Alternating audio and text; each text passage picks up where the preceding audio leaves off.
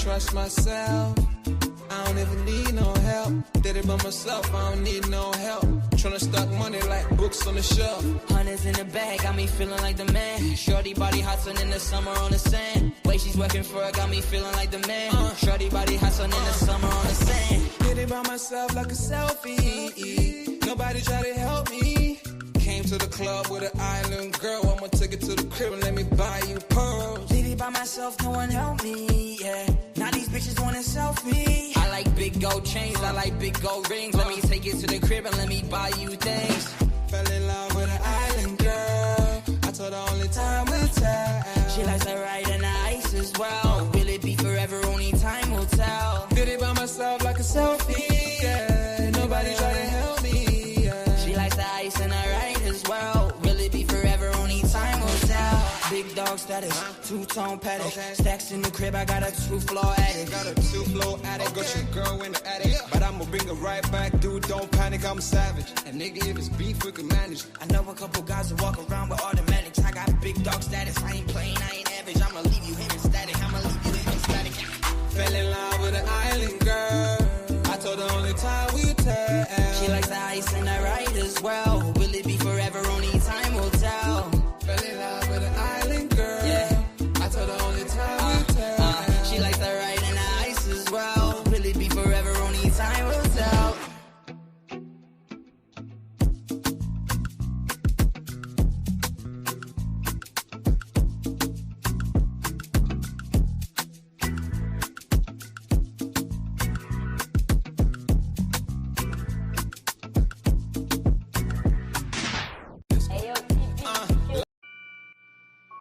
Take note.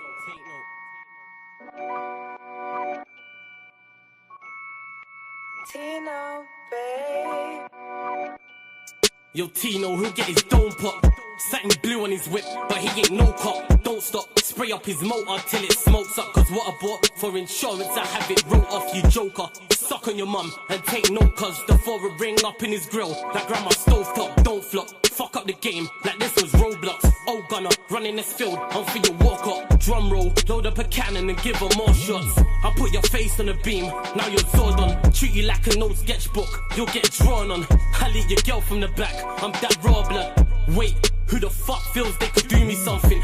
I'll roll up in your ends with a toolie busting. 32 ugly as shit, like Miss Rooney's husband. Somebody cut me the deal, I'm just too disgusting. Niggas think they next in line, but they ain't doing nothing. Mask on, metal in hand, Freddy Krueger's coming. Tools all up in your home, I'm here to fix the plumbing. House blown, toaster run, leak gas from your oven. Diol on your girlfriend's face, and she best get to sucking. Head game resemble my dad, cause it was good for nothing. Yeah, I'm still vegan, but I'm down for beef. Niggas think they slick with a dialect, but talk is cheap. Watch your mouth, little nigga, because I roll with heat. Top said there's no returns, and I see no receipt. I put your boy in the back, like he was groceries. Riding round with the burner boy, in case I find any extendo. Licking up shots until it overheats. No mask, did it barefaced, just so they know it's me. Eyes closed, chest wide open, heart surgery. Usher said just let it burn, let's make it third degree. Niggas think everything's jokes until you shoot his queen. Shot was funny as shit, it barely missed the bean. Wax on, then wax off to leave the burner clean. Then open up the Uber app to flee the murder scene. Waving a stick will make them levitate. I raise a toast in the air, let's celebrate. See a couple holding a blade, like it's wedding day. And yous can leave with a slash, just like wedding cake. Bitches on snap in the snacks. Oh no you ain't, know your place. Word to flawless, you look like bellyache. Beat my dick all off in the face, and let it detonate. All facts, just ask your mum, she'll demonstrate. Damn right babes, I'm a jerk, just let it marinate. I gave it a beat like I was Penfold. I'm some retarded head, my tongue's mental. Babes, if you died and you died, cause you was meant to. Nigga, all I do is draw, I'm a pencil. Run up on you niggas like the rent's due.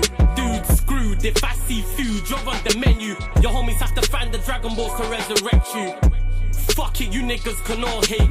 I'm better than all of you niggas I don't rate. If your girl's fit, 4+4, she'll get 8. I'm a chiropractor back, just setting them all straight. Scorps, take note.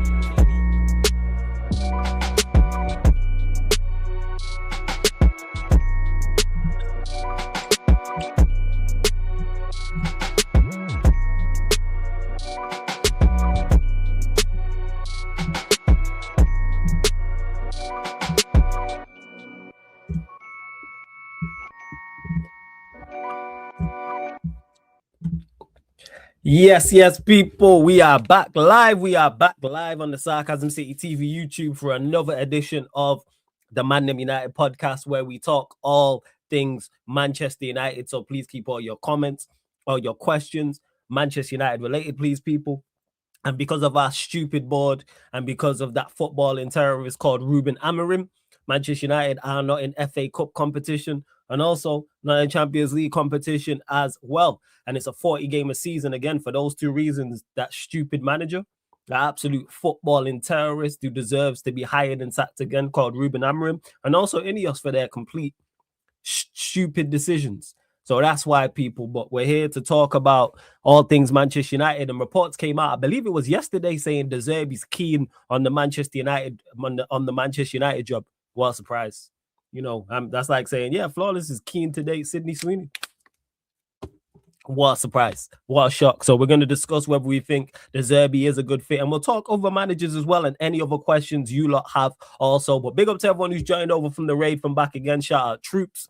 Big up Monts, big up Lewis every single time as well. And whether you're watching this live right now or watching this back after the live, actually, big up to everyone on this Monday as well. I hope everybody's blessed. Hope everybody's good. Let me say that. Big up to everyone supporting Sarcasm City TV as always. I appreciate that.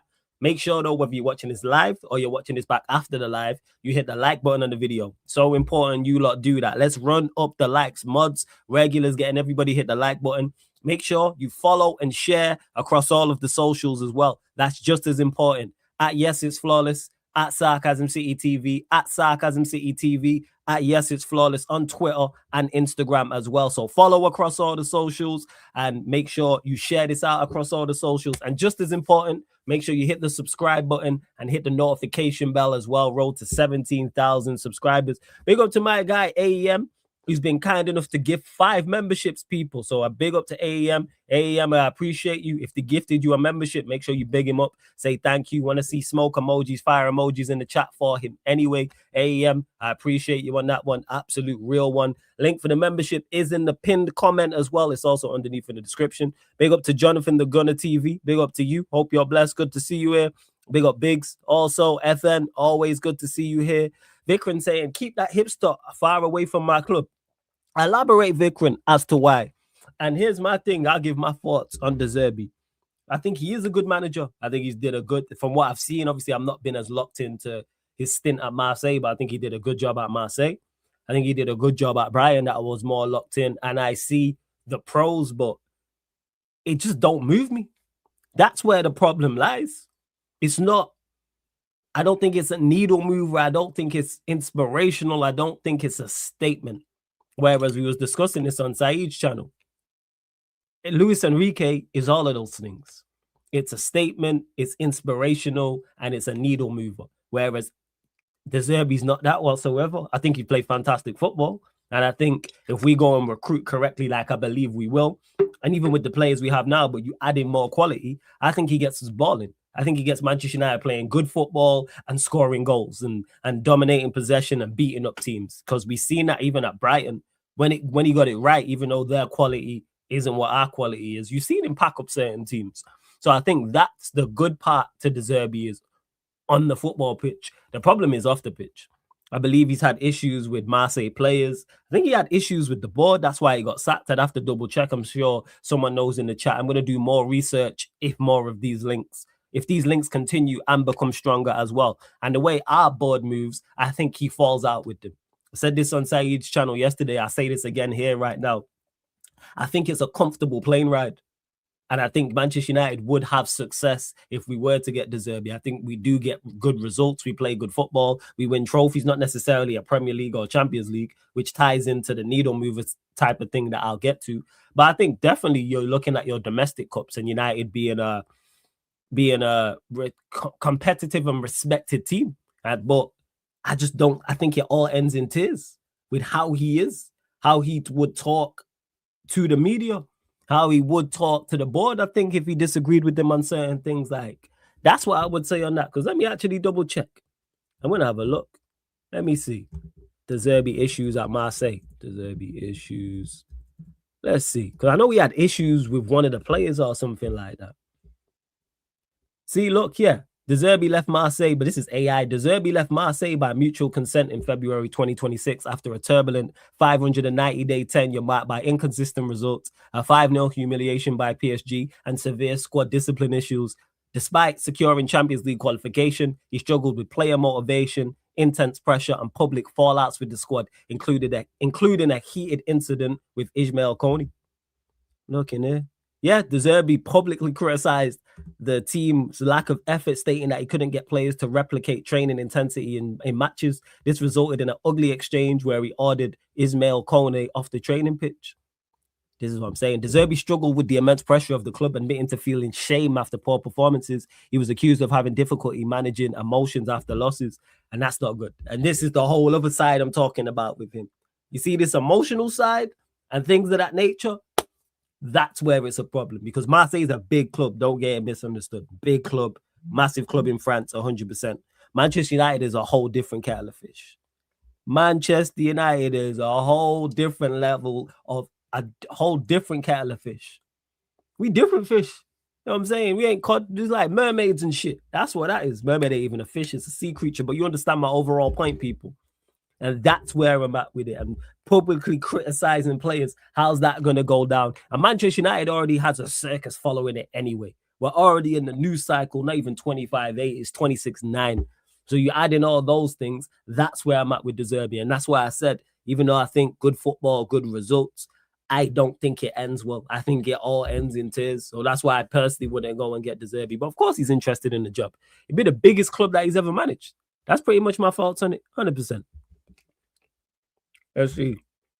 Sorry, people. Here, munching down on this orange. My apologies. Hugo says United better off with Carrick, in my opinion. I've said this, Hugo.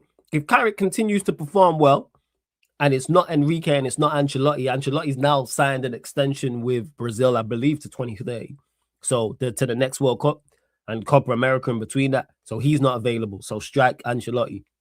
If it's not Enrique, and before someone in the chat says Enrique's not joining Manchester United, I don't think Enrique's available. I think he stays at PSG. But if it's not Enrique and Carrick continues to do well, I would stay with Carrick too. I agree with you. I do agree with you. It starts good, but it's his stubbornness. I just think he's a better version of Marco Silva, and we need better than that. Outside of Carrick, Vikran, and outside of Enrique, who's the manager you would want? Let me know. Big up, certified. Carrick came better than De Zerbi tactically. I think most would agree with that, Jude. I don't think that's a hot take. If De Zerbi had an English name like Robert Scott, he wouldn't get the gas he gets. Well, you don't rate what he did at Brighton, Vikran. You don't think he did a good job at Brighton? So I think he did a good job at Brighton to the point he was, what's the word I'm looking for? He deserved a move to a bigger club in Marseille. And yeah, we've seen how that went there. Hugo, Luis Enrique to Arsenal. Sorry, what? Is Arteta leaving? All right. Brighton are self-sustainable. Doesn't matter what manager they have. Okay. I wouldn't go that far. I wouldn't say that. Because I think if you put a bad manager in charge, they would struggle. Yes, they have a great infrastructure. But you can have a fantastic infrastructure and still struggle. City have a fantastic infrastructure. And they're struggling right now. So I can't put it that. I can't label it that black and white. I think Brighton are very good at picking managers, yes. But I can't say he didn't do a good job there. I gotta give him credit for the job he did there. So I disagree that it doesn't matter what manager is there, but I understand your overall point. But if you put a terrible manager in charge, they'd struggle there. That's just me. Big up to what's this? Black Mojo says his record in Europe's not all that. The match where he got beat by PSG had me losing faith in him. Yeah, I've seen him get packed up by, who was it?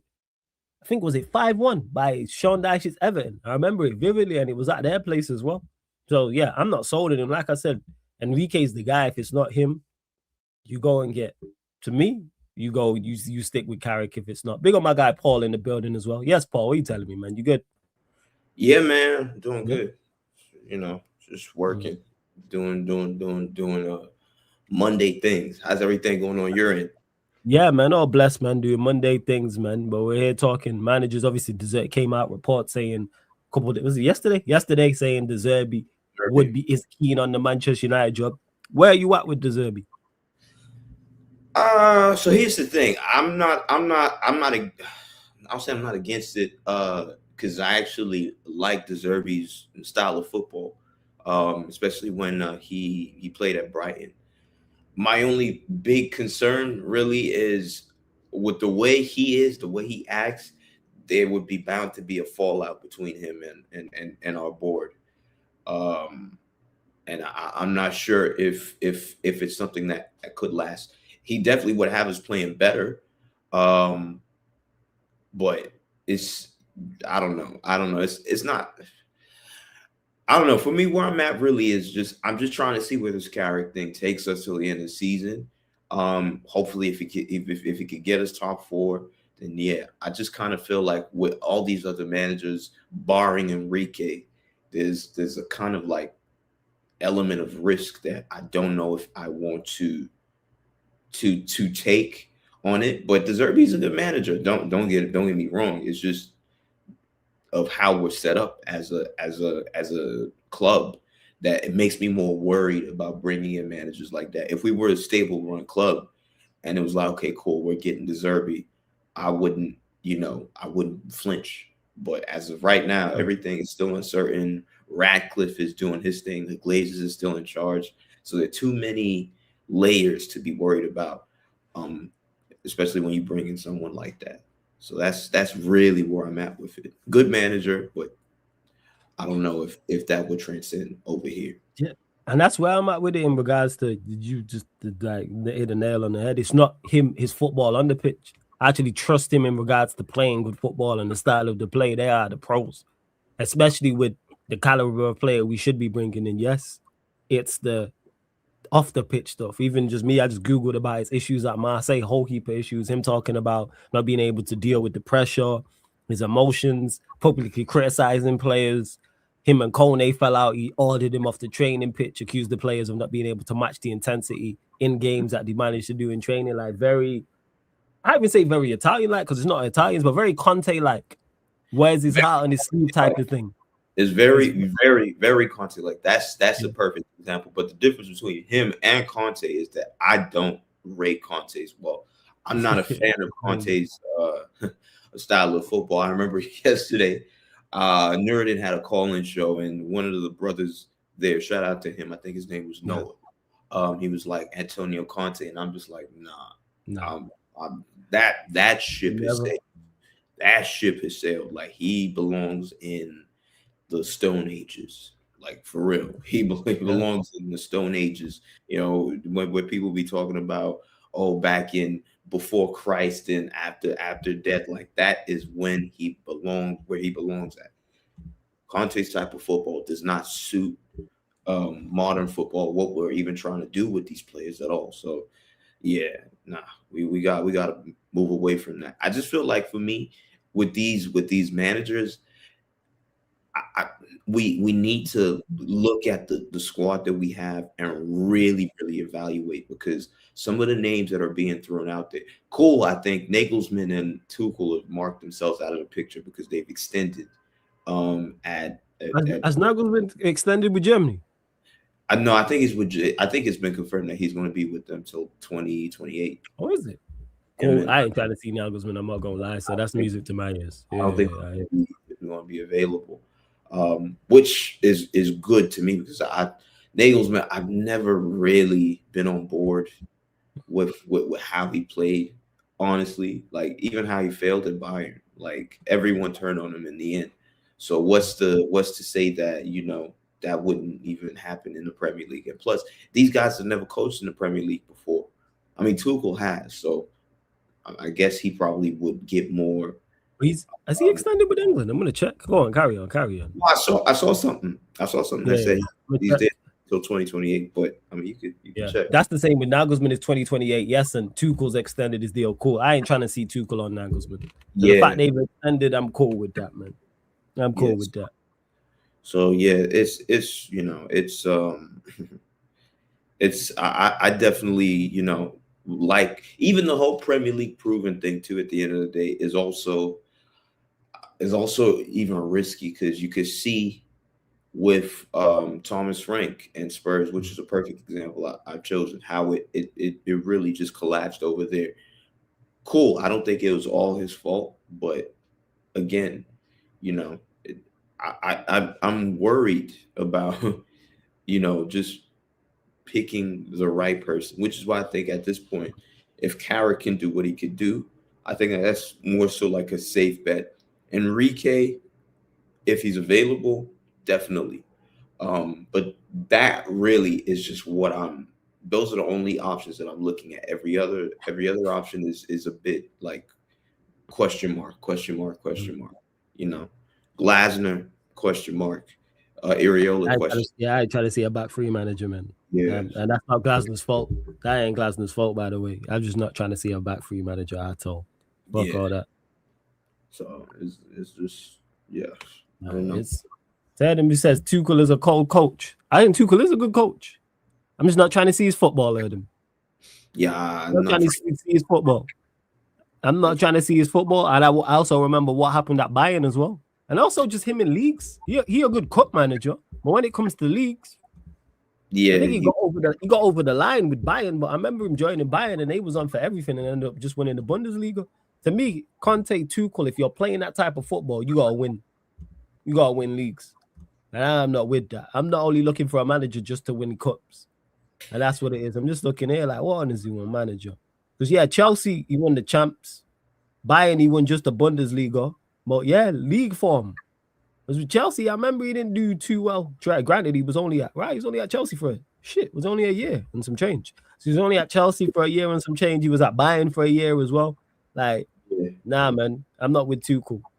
I'm not with Tuchel. I also do attacking football. Look at his Paris team. I go off previous I look at his Chelsea team and I look at his Bayern Munich team. They're the two I go off. I'm not going off that far back, but go on. Nah, but with Tuchel, listen, what I would say with him is that Tuchel would have been a good manager to have when we had players like Ronaldo. When as soon as, let's say, if he fired Ollie, and you were looking for another manager. I know at the time he was still with Chelsea, but that would have been the right time to bring in someone like Tuchel when you had Ronaldo, Cavani, all these type of players that okay, cool, this would work. Like, we need to win now. Even Antonio Conte, those type of players, those older players that we had. I think Pogba was still here at the time, and Varane and all these other players. That would have been a perfect time to bring in those sort of pragmatic managers because we potentially could get something out of the team. As of right now, we have our squad's too young for that. It's too young. We got two 20-year-olds at center back in Euro and heaven. What is Tuchel and Conte going to do with them, especially with the way our center backs right now are? Because we literally have no center backs right now apart from those two. Maguire, Euro heaven. Yeah, because Maguire will probably be fit. So yeah, because De Ligt and Martinez are concerns. That's what I'd say. Yeah. So that's that's just with me. I just feel like they come with a lot of risks. So anyway, I mean, we'll see. I'm just really focused on how we end the season. That's the more important thing. How we end the season is more important to me now. Because cool, we've lost our first game. It was potentially going to happen at some point. So the main question now is, how do we bounce back from those games? How do we regroup? The next game's against Villa. That's a huge game now. This is third and fourth place. We need to win, but I guess at the end of the day, that game is significantly important to the point where I'm like, it's a must not lose. It's a must win. Yeah, it's definitely a must not lose. I think it's like a draw would feel like the end of the world and people will go over the top, but it wouldn't be. And then obviously that's dependent on Liverpool and Chelsea's results because we're 3 points above both of them and we're level with Villa. So if we get the win, not only do we go 3 clear of Villa, granted Liverpool will beat Spurs. Chelsea could drop points to Newcastle, but we still got that cushion. We still, yeah. So that's why it's like, listen, a point at this point helps. Every point at this point helps, and I think the game after that is Bournemouth. So we need to honestly just just continue in the momentum. I think if we could win 5 more games, I think that should be it. Home games, man. Because I've looked at this because I believe we're on 51 points now. 51. 5 home games takes us to 66 points. 66 points is enough to get top 4, top 5 in the last 2 seasons. Yeah. Home games is key. I think last season, I think 5th place, Newcastle. Yeah, it was 66. So yeah, it was 66. Yeah. So for me, 5 wins, just is enough. It's really enough to do that. I think we'll get it. I don't know if you agree or not. I'm not worried about not getting Champions League. I'm not worried about it. I'm not worried about people like, oh, you don't think we'll get Champions League? I'm like, yeah, I think we'll get Champions League. So I'm not worried about it. I'm just like a person that likes to like fully confirm things before I assume. You know, of course, we're definitely trending in that point. We're really going towards that direction, but I just want it to be like fully confirmed. And I feel like if we could win 5 games, I'm perfectly fine with that, because I know the others are going to drop points. I know even even maybe City could drop points and we could close the gap on them, but I don't think we're finishing second though. But yeah, a Champions League I don't think is a worry, but we need it because that has a say on our summer transfer window. It really does have on the summer transfer window, and it impacts on who we can bring in. So yeah, we got to continue with that momentum. And Akel makes a great point. Before we continue, Akel, I'm going to get to this. Big up to you. Let's run up the likes, people. How many likes we on? We're only on 20 likes. That's terrible. How are we only on 20 likes, people? So we need to double that. We need to get up to 40 likes, people. We need to get up to 40 likes. What's going on? Run up the likes. Let me put this on the screen. Run the likes up. What we doing, man? Run the likes up. Way too low, man. Run up the damn likes. And make sure you subscribe to the channel as well. There's over 140 of you lot in here watching. Have we even had any new subscribers? And yes, we need to run up these likes, man. What is going on? And we're 5 short, 16,430. So we're looking for 20 more likes, 5 more subscribers. 5 more subscribers, 20 more likes. Run the likes up. All right, so here we go. So Akel says, we all keep saying we don't like the managers on the market. All of those managers are better than Carrick. I'm sorry, Flawless, no matter what. I'm not giving Carrick the job. So you've made up your mind, Akel, even if he does well. So even if he exceeds your expectation. And yes, are some of those managers better than Carrick? I agree. But are they good and like better? Yes, but how much better? If it's not significant, then no, I can't sit here and say that. I'm trying to think. Glasner or Iriola or Tuchel or Nagelsmann are miles clear of Carrick. But if you want to say better, yes, I hear that. Glasner's better than him, yes, but I don't want to back 3 manager. Them, you know what the problem is? All their managers come with their own, what's the word I'm looking for? Their own risks and cons. Whereas where I'm at with it before you go, Paul. Carrick's cons I'm cool with. Because his cons are more unknown. Like, how do you deal with it? Nah, but we can't do that, Akel. I love Carrick. You just don't want it to be a sad ending like, Ollie, you don't deserve that. Well, if he's good enough. So, okay, Akel, tell me the cons to Carrick. Outside of the Ollie thing, which I do hear, by the way, tell me what it is about Carrick that you're saying no to. Because is there cons to him? Yes. Inexperienced. We don't know how he is juggling a big squad. We don't know how he is... how he deals in pressure situations, a Champions League knockout tie, etc. Yes, but all of these things are in regards to learning on the job. Every other manager we mentioned, I look at certain things and I go, I like their cons. Their cons are a bigger concern for me. Like a ZERBI, like a Glasner. Iriola's probably the same, to be honest. His cons and Carrick's cons are similar. But the majority of the managers, not Bernardo Silva, Marco Silva's the same. His cons are the same. If there was a standout candidate, I'd hear it. But if Carrick does well, I'm like, yo, stick with him. Again, that's key if he does well. But go on, your thoughts on it, Paul. All right. I feel like for me, a lot of people keep bringing on Carrick and Ollie, comparing Carrick to Ollie, and I kind of feel like that's not fair to him. Reason being because Ollie, literally the reason why Ollie was how he was is because of Carrick and McKenna. Because they were the ones who were doing the coaching. Ollie was just the front man for it. So to kind of be like, oh, I don't want it. I do feel like Carrick has done more, has more work in the managerial game than Ollie. He's actually gone down to the championship, Middlesbrough. And even though, yes, unfortunately, he didn't bring them up, but there's still a bit of, you know, a bit of work being done. There's a bit of work being done on his end. So he does have more of the credentials. Is he still a rookie? Yes. But we're in a world where right now, the managerial market, unless you're telling me Ancelotti, who's not available, and Enrique, who is unavailable currently because he's still a PSG manager, the other options, there's a risk. So now all of a sudden you kind of have to look at these up and coming managers. Of course, we've done it with Ruben. It's not worked. But I just also feel like we need to not try and get a manager because of their name and think it would automatically work. Because we did it with Jose and it didn't end well. You know, yes, we won trophies, but it didn't end the way we really wanted it to end.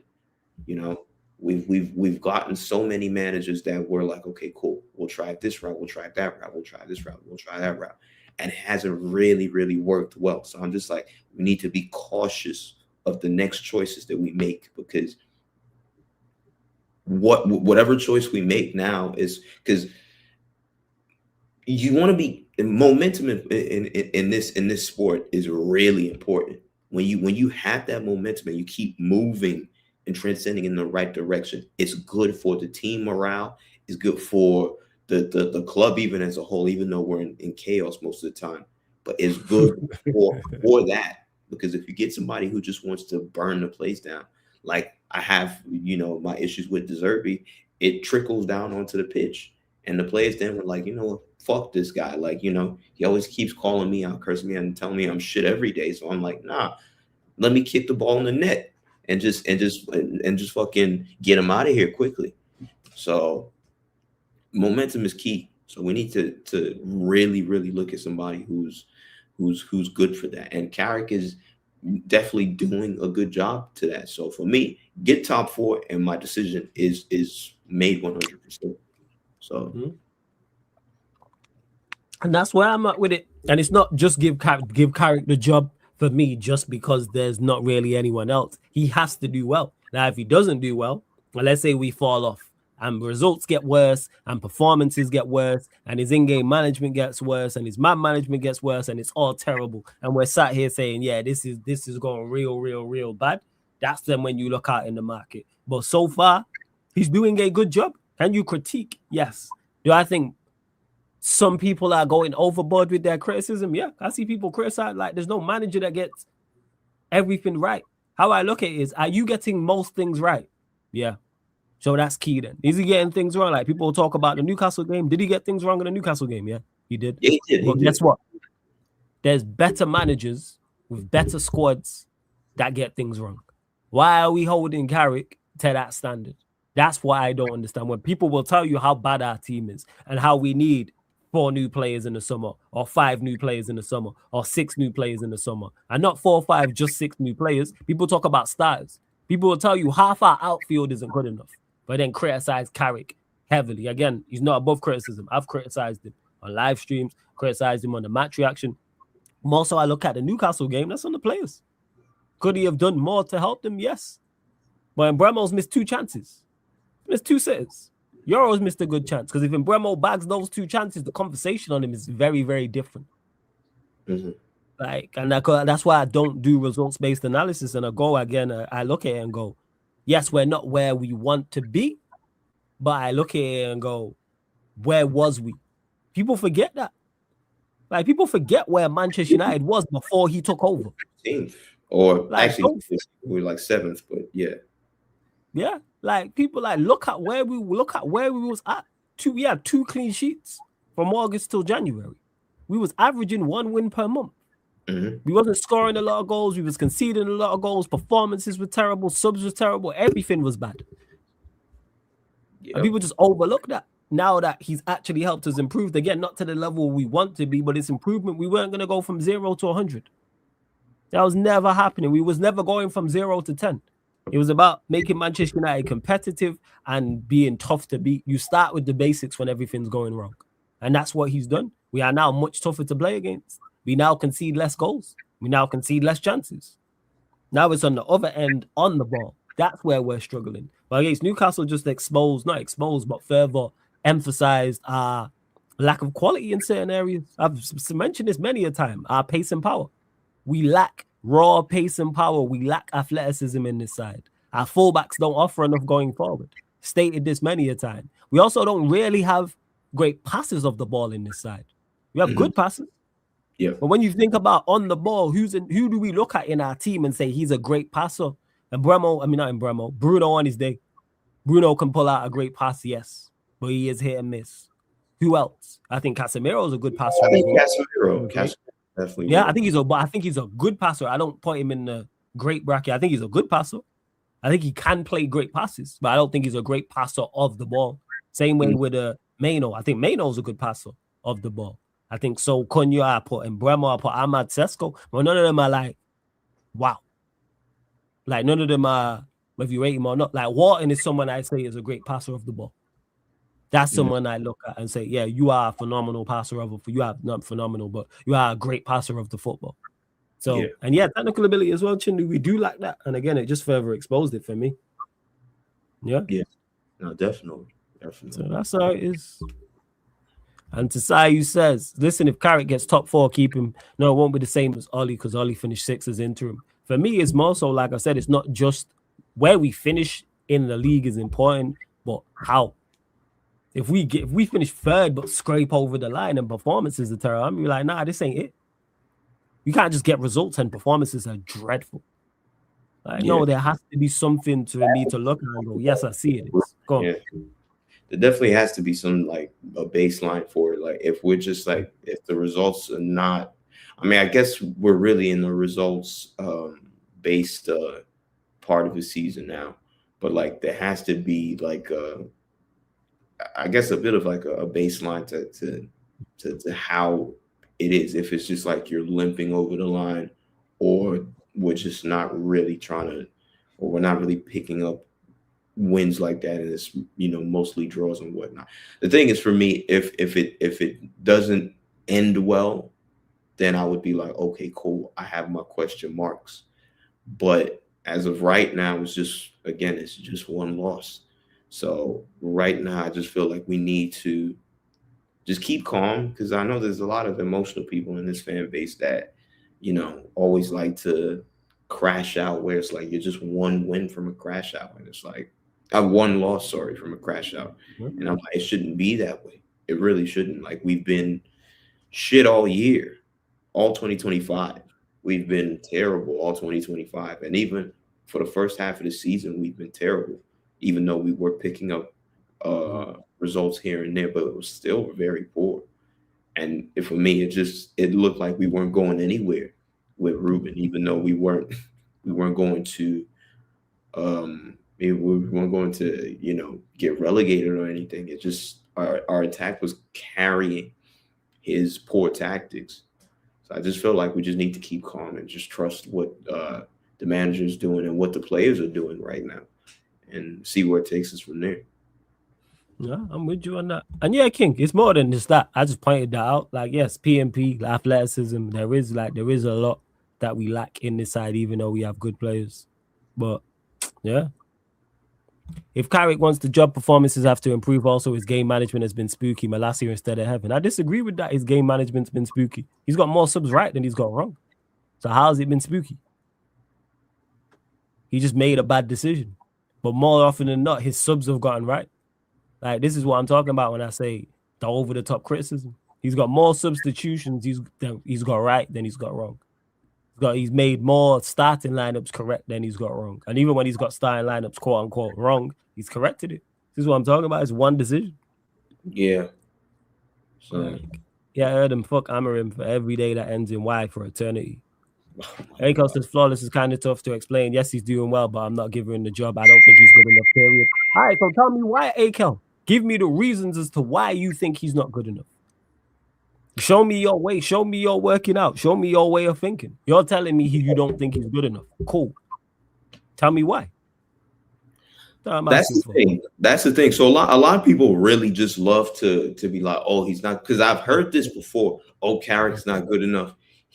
I've seen too many things that shows that he's not good enough. And I'm just like, I would like people to expand on it, because I just feel like it's just coming from a place of like, oh, X player, we saw how it ended with Ollie. We don't want it to be like that, XYZ. Like, you know, like people show your workings, like they say in school. Yeah. When you solve a math problem, show the workings. Show me how you jumped to that analysis. You know, show you're working out. That's it. Show you're working out. Big up, Si. What are you telling me, man? Hope you're good. Hope you're blessed. Yeah, I would prefer to see Heaven at fullback, Chills. That is something I would try anyway, even with everybody fair and available. I would try that and see how he does, because I think he has the physicality, and I think he's also good enough on the ball. I don't know what his crossing's like, because we've never seen him in that type of area, so I don't know about that. But again, I would try it. That's what I would say. I'd definitely give it a go. Yes, Cuzzy, what are you telling me, man? You good? Yes, ManDem. What are you saying? Blessings, man. Blessings. We'll revert back to the actual title, because obviously came out, I think it was yesterday, saying that De Zerbi, reports were saying De Zerbi's keen on the job. Where are you at with De Zerbi? Yeah, he's one of the probably hot free agents, isn't it? So he's definitely going to be on the list. Is he my personal choice? No, but that's just because I think there's other people that are better suited. But I don't think he's a bad manager at all, to be honest. I don't. I know some people are turned off by like his characteristics, but not all managers are the same, you know? And like, I feel like if you was to kind of change that characteristic about him, maybe he's not as good as a manager as a whole. Do you know what I mean? So, yeah, that's where I'm at with it, to be honest with him. I don't know, he's probably like, what? Third or fourth choice, if we was to go through it. Because to me, there's like, if you're doing a manager search, like you need to have at least like 5 or 6 candidates. So what? You would hope they would have, but you never know with this luck. You would hope so. There's bait ones anyway. No. There is ones. I'm saying you would hope they would, because we've seen what happened with Ten Hag. We've seen what happened. They didn't have more than 2 names. They had 2 names, and that was that. And then we ended up going back to him. So you're right in what you're saying. I'm just saying I hope that they have more than 2 names on that list. Yeah, for sure. But if we're just going off of like the reports we've heard, there's Luis Enrique.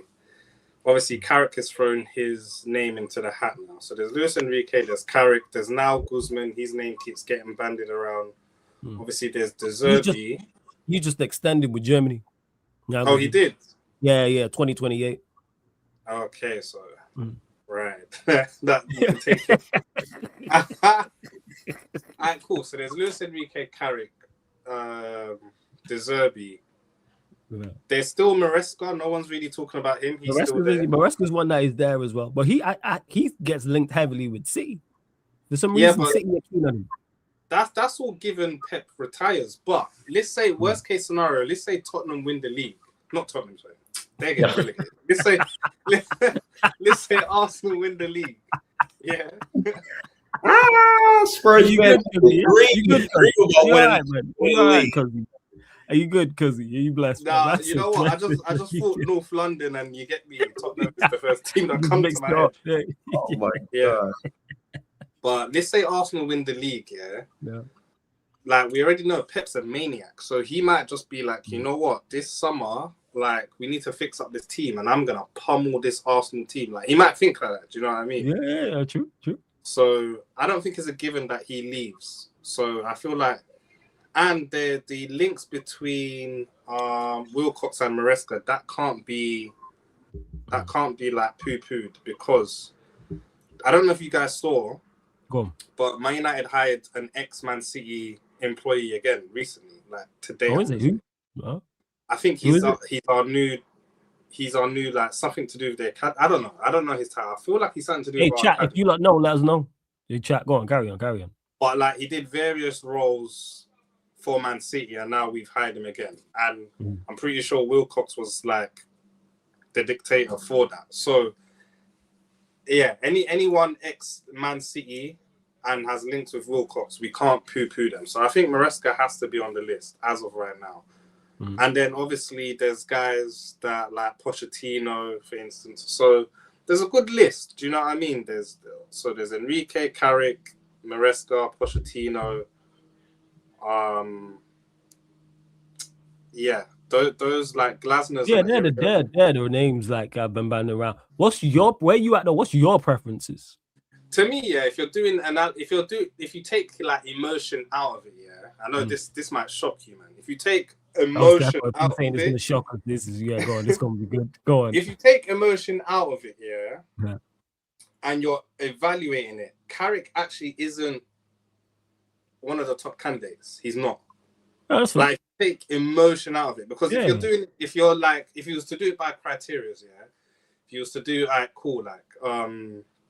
just experience as a manager, yeah, a lot of those other guys have Carrick beat. A lot of them. Absolutely. Do you know what I mean? Like Enrique does. I don't like Pochettino, but Pochettino does. Even the ZERBI does, to be honest. They all have him beat. And then if you take it a step further and you're like, all right, cool, experience at like a big club, Enrique and Pochettino still has him beat. Obviously, Carrick, because he's been managing Man United, he has the ZERBI beat. But I think it's kind of a wash if you like his experience, the ZERBI's experience. It's kind of a wash. Definitely. Yeah, the managers on the list are definitely more experienced than him. 100%. You know what I mean. That's not like that's just a fact. Yeah. So that but then you take and then like there's other criteria you can look at. You can look at like style of play. Carrick is kind of fluid, so it's kind of like is neutral with that. Like you don't really, I don't think you can judge him either way. But Luis Enrique's style of play is much more.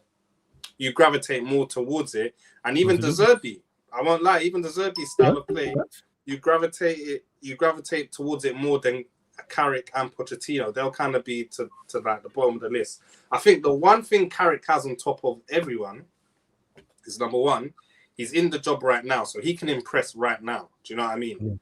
Like, and more people are just recency biased. So if let's say he goes on an unbeaten run, not that he wins every game, but he goes on another unbeaten run and he doesn't lose, I feel like the recency bias will carry him through and he'll get the job. The negative to that though is if he leaves a sour taste, even if the results aren't bad, they're just gonna like strike him off. And I don't think either or is actually fair to him, because he's taken over mid-season. The squad is what the squad was. Like, he didn't really have any input in it. So judging him harshly for us not having a left back that can run for 90 minutes, I don't think it's his fault. Do you know what I mean? It's not his fault. Yeah, I hear you, man. The lack of athleticism there is not his fault. I hear you. Trust me. It's not his fault. Like, having a midfield two that you have to rely on week in, week out, and as soon as you bring one of them off, the quality in the team, like, so do you know what I mean? There's little things like that where it's like, I can't judge him too harshly, but either way, he will get judged for it.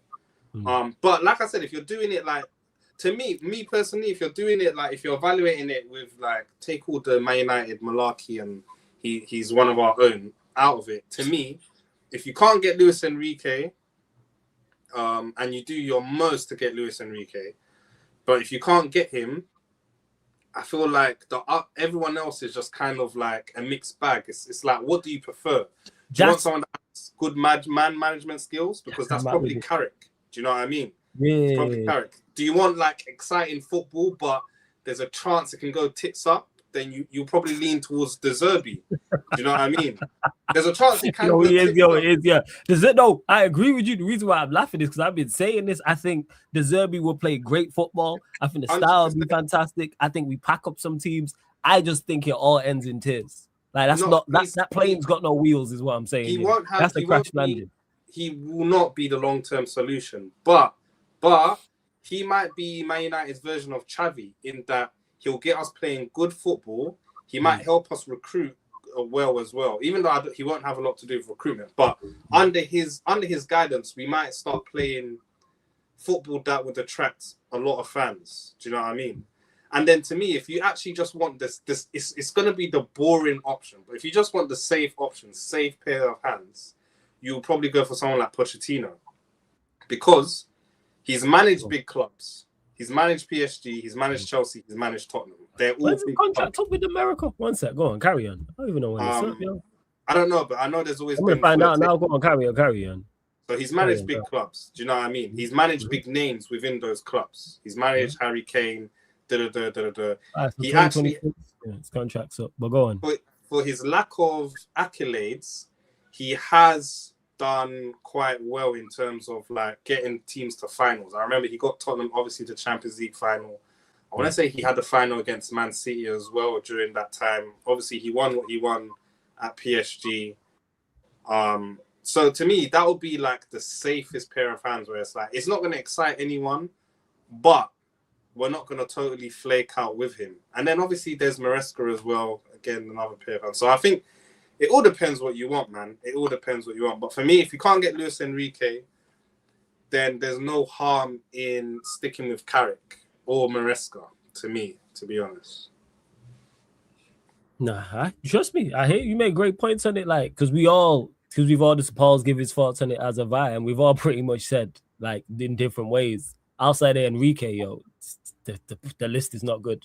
Pretty much, none of us seem to be ecstatic. Like outside of Enrique, none of us here have said, "Oh yeah, bring me such and such. Go get him." It's more so, I see the pros to such and such, which I do. Like for instance, De ZERBI, like a Marco Silva, a Glasner, a Ariola, like all of them, bar Southgate, everyone on the list who we've been linked with any of them, there is pros to. Yes, Tuchel, a Poch, even though I'm not really a fan of Poch. Like there's positives, but then there's the risk. Like they just don't move me. Yeah, like it's just more so like, all right, yeah, cool. Because you asked about De ZERBI if we was to get him. All these managers, if we get him, I go, all right, I back it. Let's say even though I'm not a big fan of De ZERBI, if we get it, I back it. All right, okay, let's see how this goes. Because I don't think it's a bad appointment. I was looking at it and I think it's decent. Like it's good, but it's not wow. I'm not like, oh my God, we got De ZERBI. Like someone said this yesterday. And again, I don't think we hire Enrique, by the way, people. But if we get Enrique, automatically it's title charge. That's the expectation. Yeah. There's no top 5, top 6, top 4, none of that. It's automatic off rip. We in for the title. That's the difference. So when I talk about needle movers, that's what I mean. The expectation goes up with an Enrique joining automatically. Let's say an 8 title charge. First year.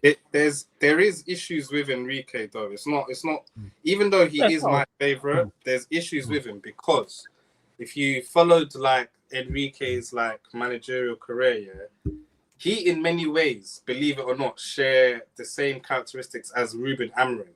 In that if you do not follow what he says, he will gladly tell you like I'll resign in it. Like I will resign. I'm not doing it any other way than the way I know how to do it. He had a falling out with Roma when he was manager there. No one even remembers him being manager there, and like that's why he had a falling out with them, because he was like, "Alright, you man ain't following my philosophy. I'm just a manager in name here." Like, so you get me. So there are definitely pitfalls, and obviously with the hierarchy we have, I don't think they want to give any manager. I don't think it matters who it is. I don't think they want to give them any power. So you could have a button of heads there. But I'm sure if he was to take the job before that, they would be in agreement with all them stuff. But yeah, Enrique himself can be a firecracker. Because think about it, like at PSG they bought what's his name? Ugarte. And like he didn't, after like 2 or 3 games, he just said, "This guy's not for me, man." Do you know what I mean? Right, and he was right to say so. No, if you look at the success they had, yeah, he was spot on saying that. He definitely was right, but that's because PSG probably gave him full autonomy to just be like, "We'll follow your lead." Whereas at Man United, I don't think he'll have that. Do you know what I mean? Like, I think they'll give him players and they'll be like, "Make it work." Yeah, I do trust them to give him talented enough players. That's why I would say go and get him, because I think he's clear as day the best one. No, yeah, 100%. You could argue he's the best manager in Europe right now. 100%. 100%. Like that's what it is. Because Jason's saying, bro, I'm not gonna lie, I don't. How do you not want Luis Enrique, Jason? Please show me the working out. He's probably a Carrick in that. There's Carrick has got a fan base already, man, which is mad. No, the Carrick one, I get it. I'm there with it. If he continues to do well, just not over Enrique. Yeah, everyone 100%. Else, I hear it. Yeah, not over Enrique. I feel like Enrique is like it's like you can't pass on that opportunity. Like when you have that sitting at you directly in your face, it's like, yeah, no, we have to go for it. You know, as much as Carrick has done well, if that option is available, I've always said I don't think it's something I could turn down. I don't think it's something I can turn down. Yeah. Oh yeah, big up the 2-0 Calcio pod, the Juventus lot, man. Big up, he says, big up Flawless. It was Man United. I wouldn't get the ZERBI. I think you guys need a manager that knows the club that will bring players to the next level. The ZERBI plays good football, but I don't think he finished it. But now I hear you in regards to that. That's why I'm not like with it. If we was to go get him, I go, all right, cool. And Sai, you asked about, was it this? Flawless in the panel, if Carrick does well, don't you think it's the same situation like Oli if you give him the contract? No, if he does well. No, I treat of merit. Go on, cuz go on. I feel so sorry for Carrick because it's so disrespectful grouping him with Oli, man. Like it's so sad. Like that's the same thing I said. Do you know why? Because like, Carrick actually did it the right way in terms of like, remember he was on this staff with Man United, so he's seen firsthand how first team training goes on a day-to-day basis. He's gone to Middlesbrough, struggling in the Championship. You know how grueling the Championship is, like it's grueling, bro. You're literally playing games every 3 days. You get teams that play super direct. You get teams that want to pass the ball on the ground. You have certain teams' pitches that are nasty, certain teams' pitches that are good. Like, fam, he's like, give him more credit than just grouping him with Oli. Oli, we needed good vibes after Mourinho. Yeah, we brought Oli in. If you look at Oli's managerial career before that, he wasn't pulling up trees. Like, do you get me? He's coming on a good vibes thing. We got gassed thinking the good vibes will carry us forever. And like, you get me? It flailed out. I don't think it's the same with Carrick as well. Carrick has his own kind of like accolades by himself. But that being said, there are certain trends you can see between the Oli's reign and Carrick's reign in that I'm a fan of Carrick in it, 100%. But I think you'll be lying if you said that these last few games there's not been a lot of positives compared to the first few games. Now, like, you could say that because we was playing like bigger sides, like the players like were more up for it compared to these teams. Or you could actually just put it down to it was a new manager bounce. Like a lot of these guys were tired of Amrin and it didn't matter who was going to come in. They were just going to play better. Do you know what I mean? So it's a few scary trends because it's the same thing with Oli. Like we played well, and then with Oli, towards the end of that season, like we fell off a cliff. We did. Yeah. This is why I'm interested to see how it goes. This is why I continues to state if he does well. It's not just a give him the job thing. If he does well, like he has to continue to do well, and if he continues to perform well, I go, yeah. If he don't, unfortunately, you go into that pool. Yeah, but to me, every performance is kind of regressing. It's kind of getting worse and worse. Like, because if you think about it, we started off on a high, innit? We started off on a high. And one thing that obviously has improved is us scoring goals. But we started off on a high. That Man City and Arsenal performances, I don't know if we could hit those levels every week. Like I don't think we can. Those were really good performances because with or without the ball, we was super effective and efficient. You get me? Then obviously, who did we play? I want to say we played that Everton, West Ham. Performances were so. You get me? But it weren't the same. And this recent Newcastle one, it was just flat. It was proper flat. So, like, to me, the performances have been getting worse and worse. I don't know what you, man, think, but yeah.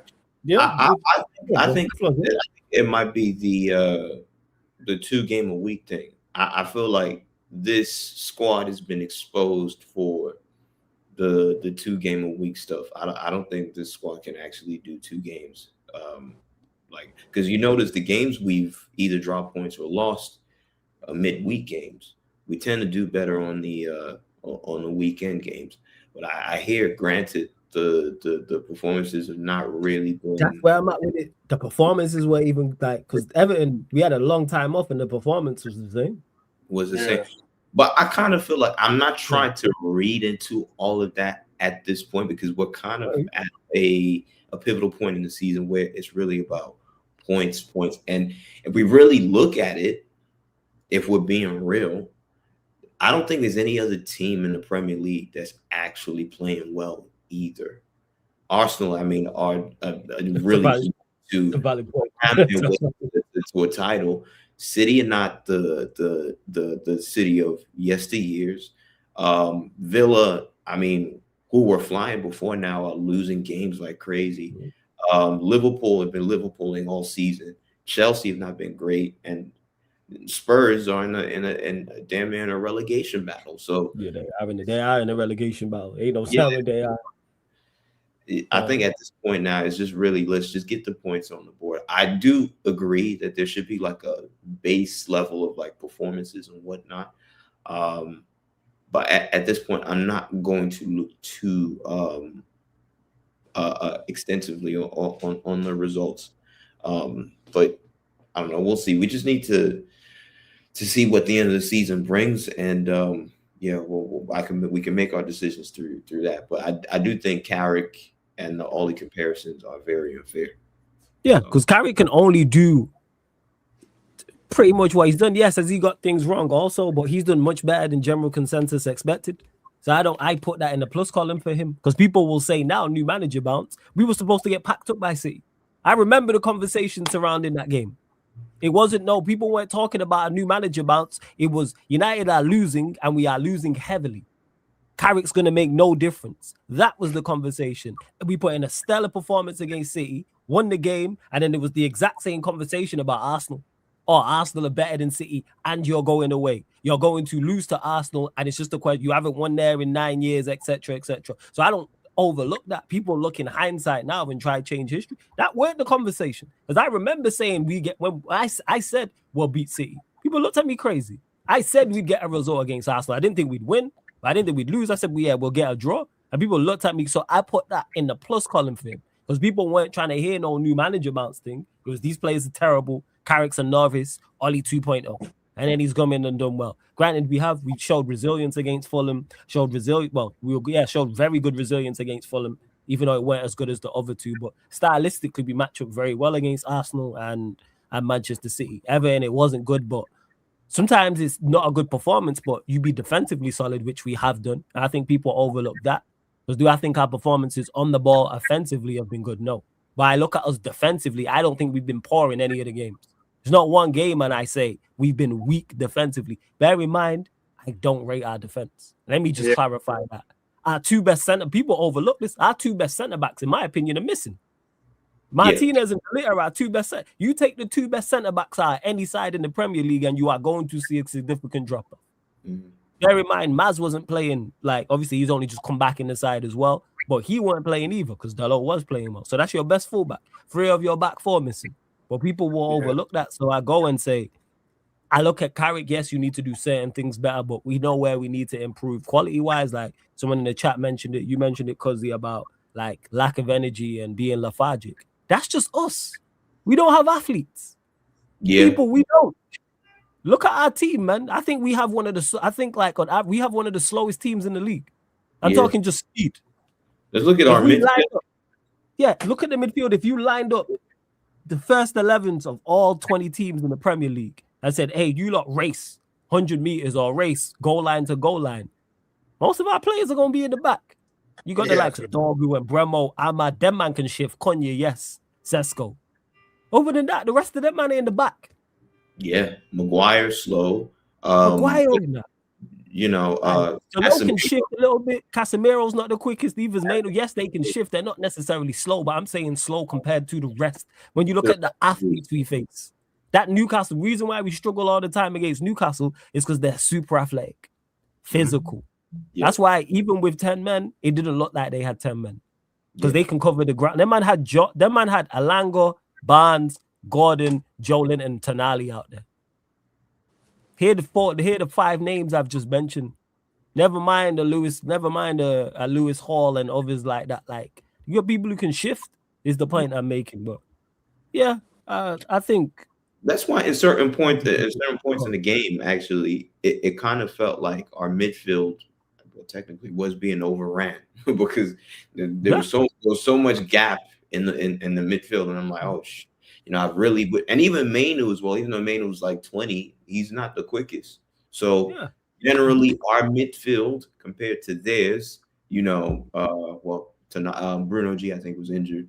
But Tonali, Jacob Ramsey, and what you call it, Joe Linton.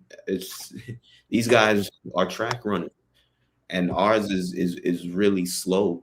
So and also you have to add to the fact that anytime we always go up against Newcastle, for some reason they treat Manchester United as their cup final. So it's like, because they don't like us anyway. Yeah, we don't like us. Like history, we got previous with them from the 90s, like the whole "I love it if we beat them" with Kevin Keegan. We took was Andy Cole off them, the whole Alan Shearer thing, because he went there, like being in the title race with them and all that type of thing. Like they just Keenan Shearer. There's always been that with Newcastle, and it's kind of just stemmed from there. Like they just up for games, so and that's why it was the 10-man again. The way we played against Newcastle was very similar to the Lyon game. People overlook it because we won it, but when we was 4-2 up. Wait, was we up? Was we up 2-1? No, we was up when they went down to 10 men, right? And then they turned it around. Yeah, we was 2. What was we? We was 2-3-1, 3-2 up, 2-1 up. I want to say we was 2-1 up. We was 2-1 up. Yeah, and then they turned it to 4-2. Yeah. For speed, for Fafana. We wouldn't have penalty, like Fafana just running them up, just quick, direct. We can't deal with that. We struggle with that. Like that's what it is, especially under the last guy as well. But we move. Now, Akel, we're not underestimating how bad Amorim is. You still haven't told me why you don't want Carrick. I'm still waiting to hear reasons. Tell me. I genuinely want to know. Yeah, there's no. Yeah, Mika's hipster manager is crazy side. That's Jason's. I don't know what Jason's on there. That's mad. But we move. Big up, Jason. Go on, carry on. No, to me, that Carrick, there's not as a whole, like he hasn't. There's more positives to negatives with Carrick. There is. I just think, like, if you take to me, because I don't want to do this. I don't want history to repeat itself. So I want to take like emotion out of it totally and just like evaluate it for what it is. And like Carrick is getting like, I don't know, like a pre-run of like what it is to be a Man United manager, but no one will ever know how he'll do when the Champions League's involved. Do you know what I mean? Like we generally don't know. Whereas we know how the others will deal with the schedule being a lot more like crazy. Similarly, like Carrick hasn't been at a like world-class club like Man United, whereas we've seen that with Luis Enrique. We've seen that with Maresca, with how short the stint was anyway. We've seen it with Pochettino, etc., etc. So there's not a lot of negatives, but there are like I just want it to be based on proper like analysis, not just like he used to play for Man United, he gets the club, like dead all of that. I'm not on all of that. Yeah, because that's how the situation with Oli happened. But one thing you said for us that's defo true that I agree with is Carrick isn't getting the plaudits for the defensive side of our performances recently, because even if our attacking side of it hasn't been good, one thing he has done is we're not playing well this half, we're not conceding. We're not conceding due to my tactics. It may be because someone's fallen asleep, someone got beat, and like the other team scored a worldie. But the tactics he's put in place was like, funnel them down the wing, and then when the cross comes in, like our centre backs will attack the ball. Do you get it? So, which is the basics, innit? Do you know what I mean? It's actually the basics, but I don't think he's getting enough plaudits for that side of it, because he really is covering our weaknesses in defense a lot. Like he's covering it a lot. Like we're hard to beat. Honestly, we are hard to beat. It's just to beat. The people just offensively. I agree. We've not been on it because if we, you know, what's crazy. If we was conceding 2 goals here, 3 goals here, that's all you'd hear about. Oh, but now we've actually got a few clean sheets. Now we've been defensively better. It's well, you're Man United. No. They don't work like that because you've been telling me however long how we're not Manchester United and how bad we've been, and we kept all season long conceding goals in quick succession. That was a common theme I despised under Amram, where we concede a goal and it's like, all right, we're gonna concede again. So whether it was 2 minutes later, 5 minutes later, 10 minutes later, 15 minutes. I remember a lot of games, the Forest game, 1-0 up at halftime, and we come out inside 3 minutes. I think we're 2-1 down. The Spurs game was the same. We conceded 2 in quick succession. The Bournemouth game, we conceded 2 in quick succession. The Brighton game, and I think we was 3-0 up in the Brighton game, and we conceded 2 in quick succession and ended up scoring the 4. That's 4 games just off the top of my head, and it's probably more. Like where we're conceding quick succession, like we don't know how to stay in fights. We don't know how to stay in the game when it's because 90 minutes you're not going to play well every single time. So sometimes it's, hey, you know what? We don't concede here and we wrestle momentum back. And we've managed to do that in most games. Like Everton was, we weren't good. But you know what we was? Defensively resilient and 3 individual moments of brilliance from our £200 million worth of attackers won us the game. That's what they're there for. Under Amram, we concede that in that Everton game. I could just see it. 100%. We lose the West Ham game and we definitely lose the Everton game. 100%. Because even the West Ham game is that we went for it. We just went, and people are like, we can't have off days again. We went for it. We went for it against West Ham. They were just defensively resolute. That back 5 did very, very well, and we performed poorly. And people have spoken about him getting the balance right in attack. It's a tough task. It is, but man, I don't think it's tough, man. I don't think it's tough. I've been saying this to you, man. P, you even remember this, fam. I told you, man, Mbeumo is not playing well. I remember we had this chat maybe even a month ago, we was about to, maybe it was even West Ham. We was about to play someone and we was all saying, who should we drop? And I was saying we should, like, if you're going off the performances, Mbeumo deserves to be dropped because it's been horrible, man. Exactly. It's been horrible, his performances. Like, no, he's not been good. His GA has saved him a lot because, he hasn't been performing well, man. Yeah. Remember, I even told Flawless, I think, in one of the episodes before, I think I was like, when you said who would I drop, I think I said I would drop Mbeumo and play Diallo, but I was like, but he's our top goal scorer, so I kind of had like match 22 on that. But the reality was there was a reason why I had that sort of sentiment because he's been poor, really for a very long time. I think going as far back as like November. Yeah, he has, bro. He's been really. I would say since I think he's before. I think Arsenal and City was good, and then Fulham and Spurs decent. I think the fall up like Everton, West Ham is the 2 I really, really look at. And I go, we did know, and Newcastle as well. You got to throw that in there because he should have scored. They're the 3 I look at. But the problem, like, go on. No, I was just gonna say, I think it's gonna come to a head soon because, like, as a Man United wide player. You need to be good. You have to know how to beat your man, and like there has to be some end product to it. And like he does the last bit, but like the first 2, it's like yeesh, like I don't know, man. So it's gonna come to a head soon. Like it is, like especially if we buy a left winger, you're gonna be like, who would you rather like clean like play with Ahmad, or would you rather the GA? Which one are you with? Because you don't like either. So where are you at with it? Because one of them got to play. I'm always gonna pick the clean play all around. It's just that, and it's something I said to you, man. Because you mentioned Ahmad before. Yeah, that's what I said. Need Ahmad to like be a little bit more. I'm going to score because every time he gets into what he likes to do is he likes to like go the fullback into the box. And then once he beats him, he's always looking to set someone up. He's never looking on goal. Because that's his he which is needed in our team. Because we got our attackers are full of shooters. He's pass first. Yeah, everyone else is shooter. Everyone else is like, and again, that doesn't mean they don't get assists, but everyone else is cut in, shoot. Bruno's that way. If he's in front of goal, Sesko, which you want from your striker, and Bremo, Cunha, he's the only one in there that's kind of like And Xerxes, him and Xerxes are the only two in there that ain't like that, which again is a detriment at times, but then it's positive because even in the West Ham game, there was a time he was bearing down on goal and he didn't shoot and he went to pass it. Shoot. Yeah.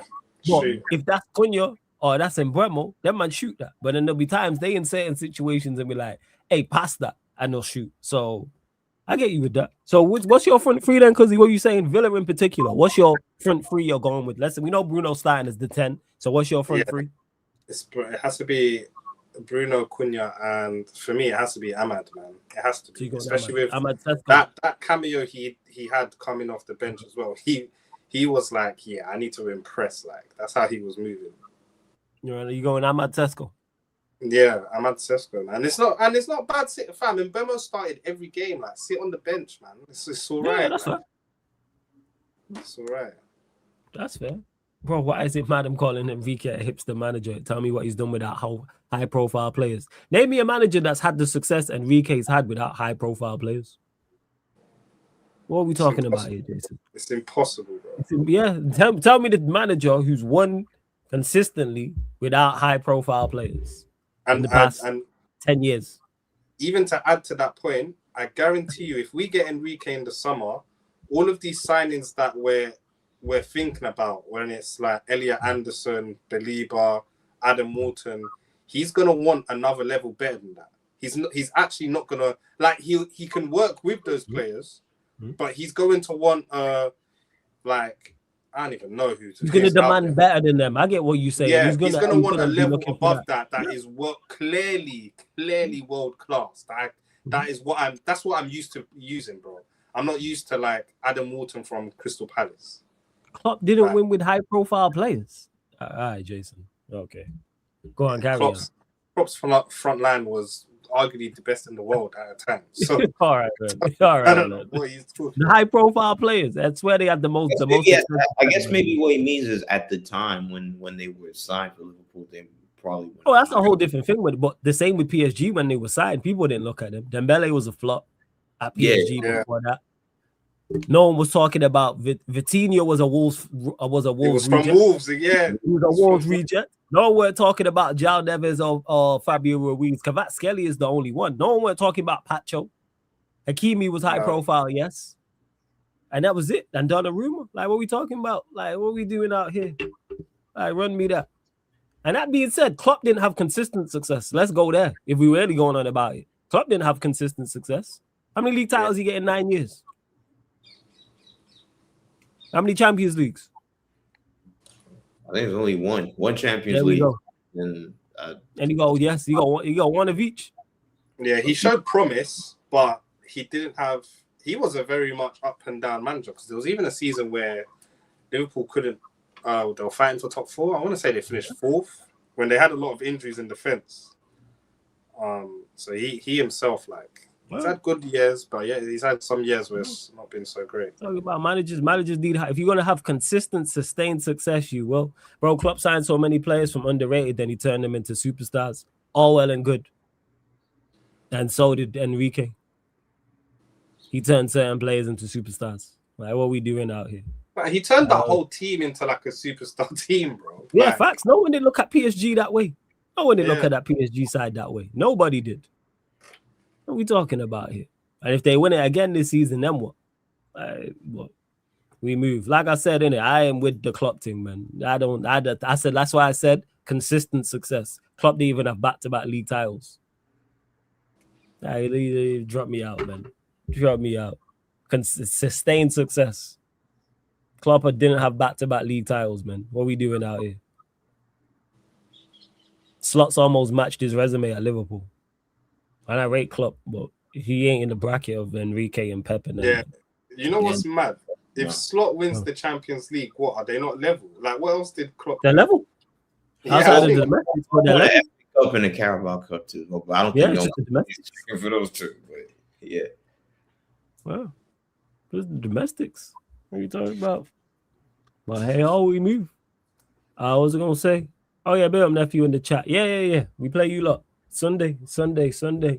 What you saying, Paul? Man, scoreline prediction for that United Aston Villa game.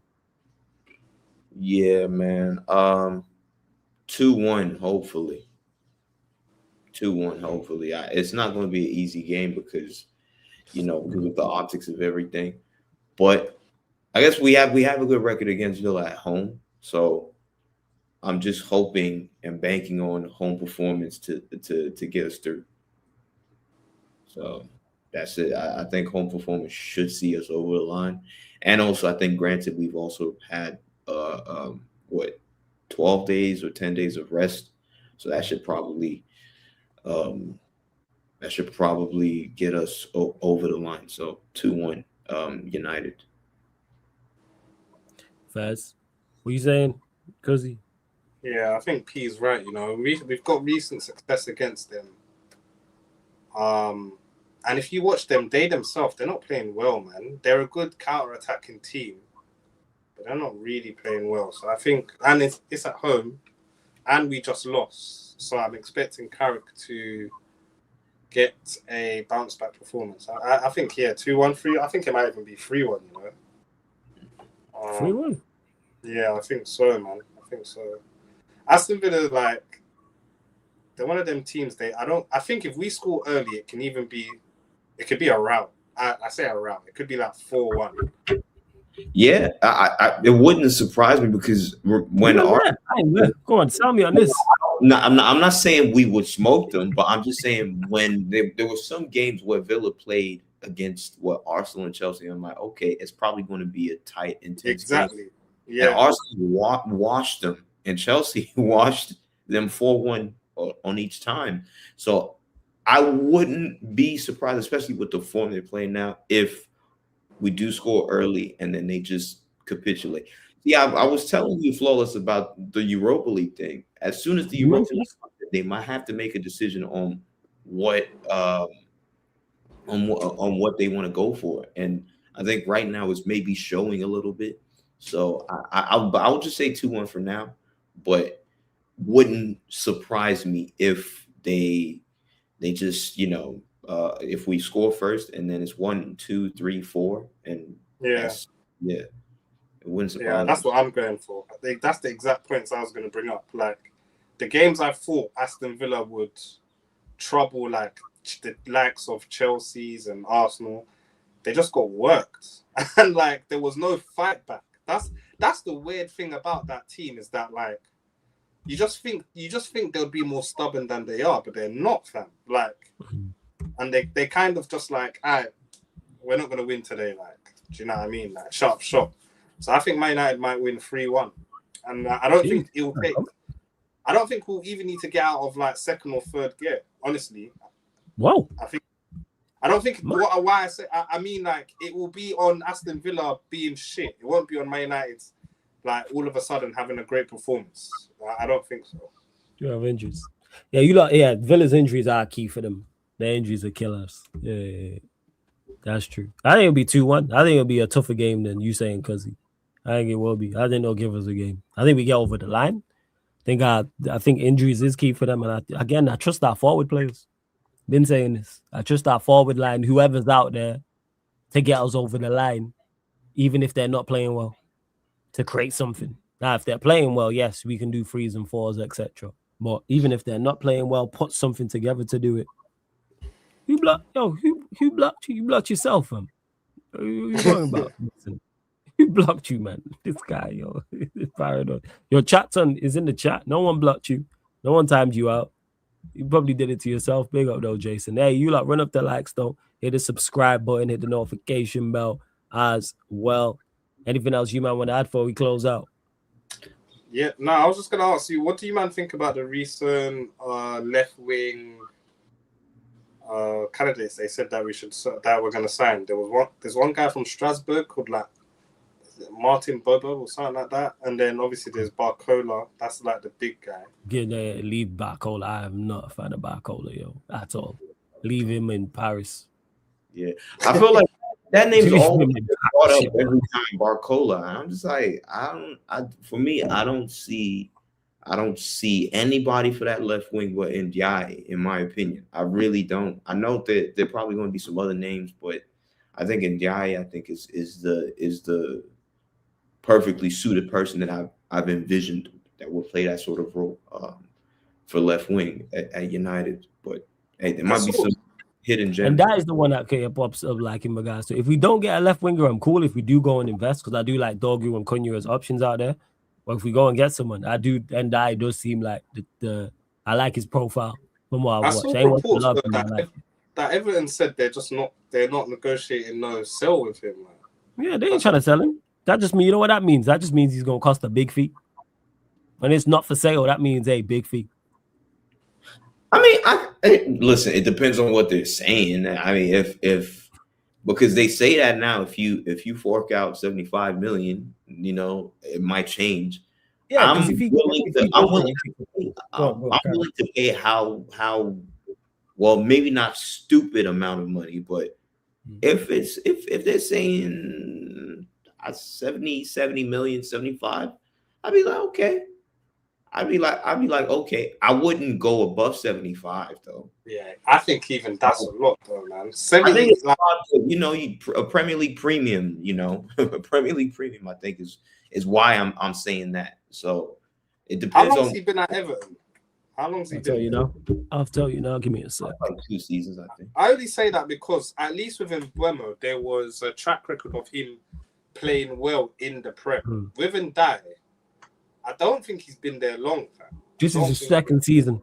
Oh, it's the second season. Yeah, this is his second season. Yeah, first season obviously he was 24, 25. Before that, he was in Ligue 1 at Marseille, and then before that, man's been in the Championship, and he was at Hyde United for a period as well. Only played 6 games there, but he's been in the Championship as well. Okay, 75 stretch, maybe 70 at max. Yeah. Yeah, even that to me is a little bit. I mean, yeah, the only thing that works in their favors, then there's not a lot of good left wingers, so scarcity just increases the price. But this is where your scouts come in. The same way they went and found Lemens. This is where they now earn their money to go and locate a left winger. I agree. The obvious market, there's not much. There isn't many left wingers I look at and say, yeah, but. The difference with that and like when we talk about managers is there's thousands of players out there. Same way they went and found Lemens and no one had very few people had any idea who he was. Same with Dogu. Same with Heaven. People weren't looking at these players and you see we look at them all now, we go, hey, great value for money. So go do that on the left. Go find me a 40 million left winger. He's out there. I guarantee you Vivell does know someone, but I feel like it's when it comes to the signings that Vivell wants, I feel like it's like they're always not off the cuff. Huh? Red Bull signings, RB life. Yeah, like they're like players who have players that are like technically good, have super high ceiling, and you don't really have to pay much for them. I just feel like he needs to get everyone on board with that, and I don't think he can all the time. Because I saw a report recently, like today I even saw it that. The DM that Vivell has promoted to them is the guy from Sevilla, Abume, something like that. Yeah, Agume. I've heard his name. And like statistically, if you look at like his statistics, like he's a very good DM. But number one, that's another African player. I don't know, like Vivell loves to, French. Is he French? Of African descent, but he's French, yeah. Oh, yeah, with the name of Gume, I already know he's 6 foot plus, black, French African, probably. Yeah. You know, that's my type right there. You get them fake Europeaners that are really African, like. We can't get enough of them. Sevilla, Lucien Agume is called. Is that who you're talking about? Yeah. He plays for Sevilla. Let me see his descent, yo. 1 second. Yeah, he's West African, but I know he's French. I don't know if French. Yeah, so he's French, but Cameroonian descent. Yeah, we know this. He fits the profile, yo. Get them guys in, man. Those are the kind of guys where like, and do you know what it is with those guys? They're so low maintenance, meaning that he'll come in regardless of how much he costs. Like we could tell him you're not paying week in, week out, and he will accept it. He will accept it. Like there won't be no ego. Well, I have to play it now. He will just accept it. So I just feel like it's if they want to listen to Vivell, those kind of signings. But we need multiple, so he might be 1 of 3. Yeah. Let's say he's not expensive. Let's say he's like 20, 30 million. Obviously, I don't know how good he is, but he could be the third, option in regards to you go get 2 certified starters that are more expensive, and then you bring him in because we need that anyway. Go on, bro. That's why I mean. Oh, I'm sorry to cut you off, but that's why you make the signings like an Agume, and then you still have to go out for like the midfield.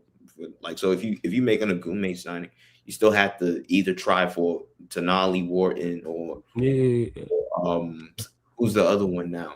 Tonali, Baliba, Wharton, Anderson. Yeah. I get what you're saying. One of them still has to be caught, even if you do sign Agume.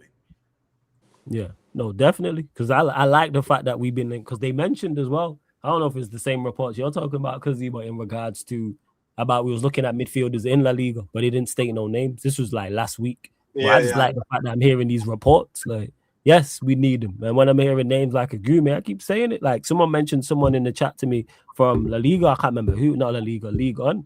And I didn't know who he was. And I was like, oh, that's his name, Sangara. Not the Sangara from Forest, but same surname. I was like, I don't know nothing about him. But I know he's French African, 6 foot plus, super mobile. Get him in the team.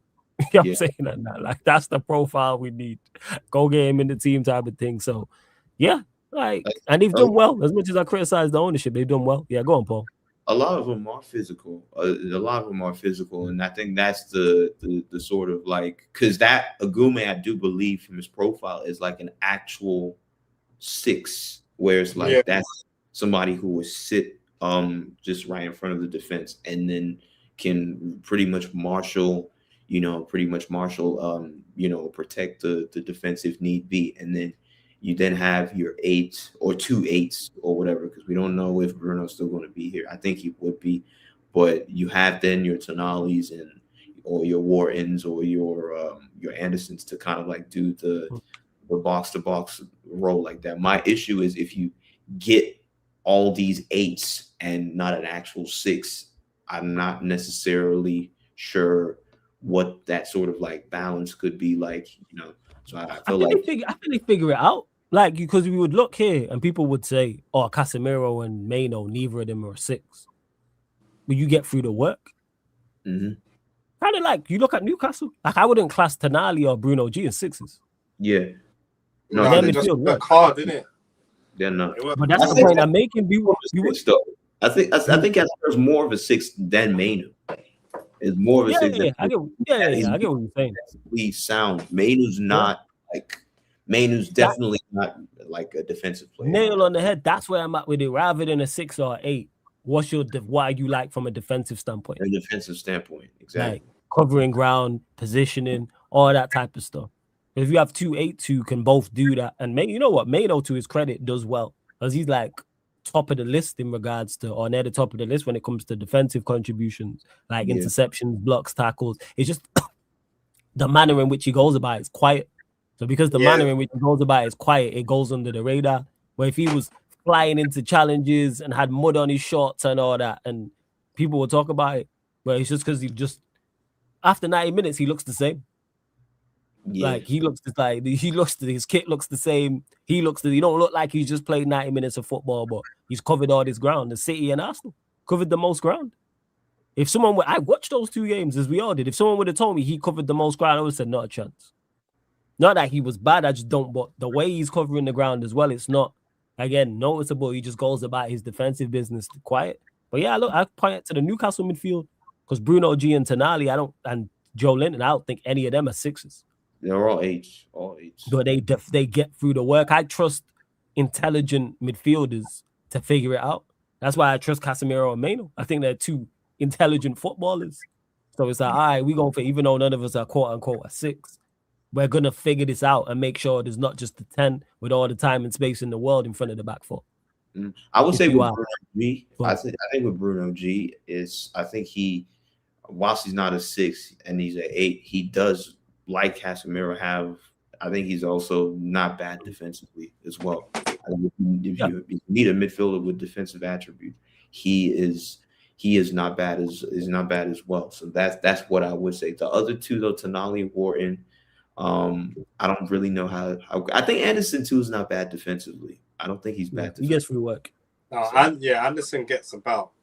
I feel like the most liability defensively is Wharton.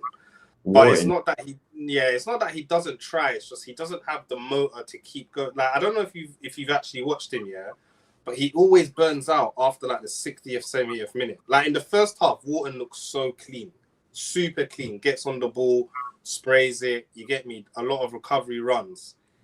He always just burns out by like the 60th, 70th minute. From what I've watched, like he doesn't have the same impact on the game after that. Yeah. So yeah, he tends to be a liability afterwards. Whereas Do you think that's because? Do you think that's more so though because of the workload he has to do at Palace? I just think it's the demands of that position, man. I don't know if it's necessarily because Crystal Palace themselves, they're not a team that's expansive and like he's left open to run left and right. They're not like they are pretty pragmatic in how they are. I just think the position, like because he tries to do it well, because he is an all-round midfielder. Like he's all right with carrying the ball. He loves little 1-2s. He loves to spray the ball. I just feel like because of how much work he gets through, like you have to be like super fit to do that for 90 minutes, and like he never gets through 90 minutes. To be honest, he never does. Yeah, that's a criticism with Warren. He's always been starts well but fades out every time. So players like that, I'm kind of cautious about because it's like we kind of have too many players like those two at United where they start off and then they kind of fade. Like I think Cunha, for as well as he's done this year, my criticism with Cunha too is that sometimes he does fade away sometimes in certain games. So you don't really want to have that sort of trend where you kind of have players who only play for like 40 to 60 minutes, and then after 60 minutes, it's like it's done. So that's my criticism with Wharton. He's not really a 6'2", so defensively, you're not really sure what you're going to get with him. But the others, but that's why I think you put workhorses around him. If it was a Wharton, that's the mix and blend. Because he's not going to give you off the ball, like he'll give you on the ball, which the workhorse is not. Let's say it is Anderson. We'll just use him as an example. Wharton's going to give you more on the ball than Anderson does, and then Anderson gives you more off the ball. That's why it's a partnership and it works. So I like what I'm a fan, and I did what you man are saying about him in regards to that. That's why I'm like it's a partnership. Make sure the midfielder next to him, hey, you cover his ground. Let's take the work over him. Go on. The conundrum is though, and it's sad to say, but we actually like if you actually think about it, we shouldn't sign Wharton. Like even though we can admire from afar, we actually shouldn't sign him because that is a partnership in hell with Kobe and Wharton. I don't think you play those two. I don't think you play those two though. Yeah, but if you sign Wharton, like what do you do, fam? Like if you sign Wharton, that means you cannot play Kobe unless we're playing a side who generally don't want possession. They're sitting back. So you got that number one, and number two. There should be 2-3 other midfielders vying for those spots. Yeah. But let's say we sign Wharton and Belieber, right? Mm-hmm. We need another one. We need three. We need 3 midfielders, to be honest. We need 3 actually. No, we do need 3. We do. But let's say we need 4, not even 3. I think let's say those two. You said Belieber, Wharton, and let's say we sign Belieber because we mentioned the Gume. Imagine it's those two. Let's say we sign them. Who plays in the big games? Who plays in Man City away? I think you go. I'm guessing that Gume's decent on the ball, right? From a technical standpoint, yes. You probably go Belieber or Gume if you're being a little bit more robust. Yeah. So your 70 million pound midfielder's on the bench with Kobe Mainoo. He might be, yeah. He ain't the first player. And Bremo's 70 million, and you trying to bench him? No, it's true. It's true. I don't know how that would rub. I just don't know. Bigger players than Wharton have held bench. Like it's horses for courses. He's not going to play every game. Same way if we were to sign Anderson for big money, he's not necessarily going to play every game. This is again competition for places. Because at the moment it's Casemiro and Mainoo. I rate Mainoo highly. You don't necessarily need to be starting week in, week out. No, Mainoo shouldn't. I don't think Mainoo should start week in, week out. I genuinely think you get and he probably won't even admit it, but you get a better Mainoo the fresher he is. Well, obviously that's very. But I feel like if you can hold him back, you get a better Mainoo, 100%. I think playing him playing weekly, he's also been someone whose performances have regressively gotten worse. But that's just because of the amount of minutes he has to play. He has to get through so many. Yeah, he's got to minutes. get through work. So yeah, So- this is the thing is I want options. I want to be able to go to City away and go. Where he sat here, let's say this is next season, and we've signed 3 midfielders, whoever they are. So it's Wharton, it's Baliba, it's Agume. All right, who's in the midfield for the City away game? We got City on the weekend. Options. Do we go a little bit more pragmatic? Does Wharton play alongside Baliba? Like we need these things. I We mean, need at the these end, options in this. United. I mean, we've from the teams of yesteryears, we've had what Tevez, Ronaldo, Berbatov, Rooney, who else in my Rooney and Park. and Park as well. Nani, Yeah, Berbatov, he was a record signing, missed games. He was Yeah. a record. He was a record signing at the time. He missed out on games. Like there's going to be games where there is not for you, and there will be games where they could play together, hypothetically type of thing. So whether that's Anderson, Wharton, Baliba, whoever the big money signing is. Yeah. So one's bound to miss out. So it's just at the end of the day, them having that sort of understanding that this is not Crystal Palace. As much as we're not the United of old, but this is not Crystal Palace. We are potentially for next season going to be fighting on all fronts. So we need more the merrier in terms of numbers. So you're automatically coming in to play a role, not necessarily as a starter, but as somebody who contributes. City, they do the same thing too. Pep does his Pep roulette thing where he's shuffling every weekend. No one don't say when they were in their pump. No one don't say that about them. Yeah. Look at City at their best and look at their bench. We need an 11 on the bench like that. Yeah. So, Me and Cuzzy should be here arguing about who's starting, and not because we think who's the less shittest. Is who's the best.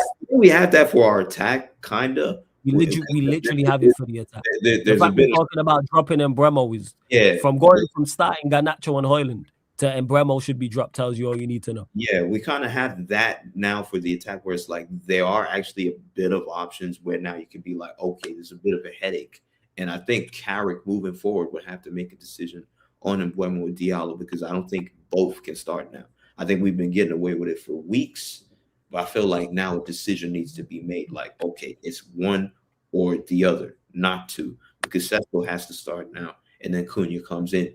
When Dorgu comes back, that's another headache between Dorgu and Cunha. Who is suited for what game? Who's not suited for this game? So you got to. I think that one's more simplistic. I think that argument's more simplistic. I think if it's a game where we're at home and we have the onus, I think you play Cunha.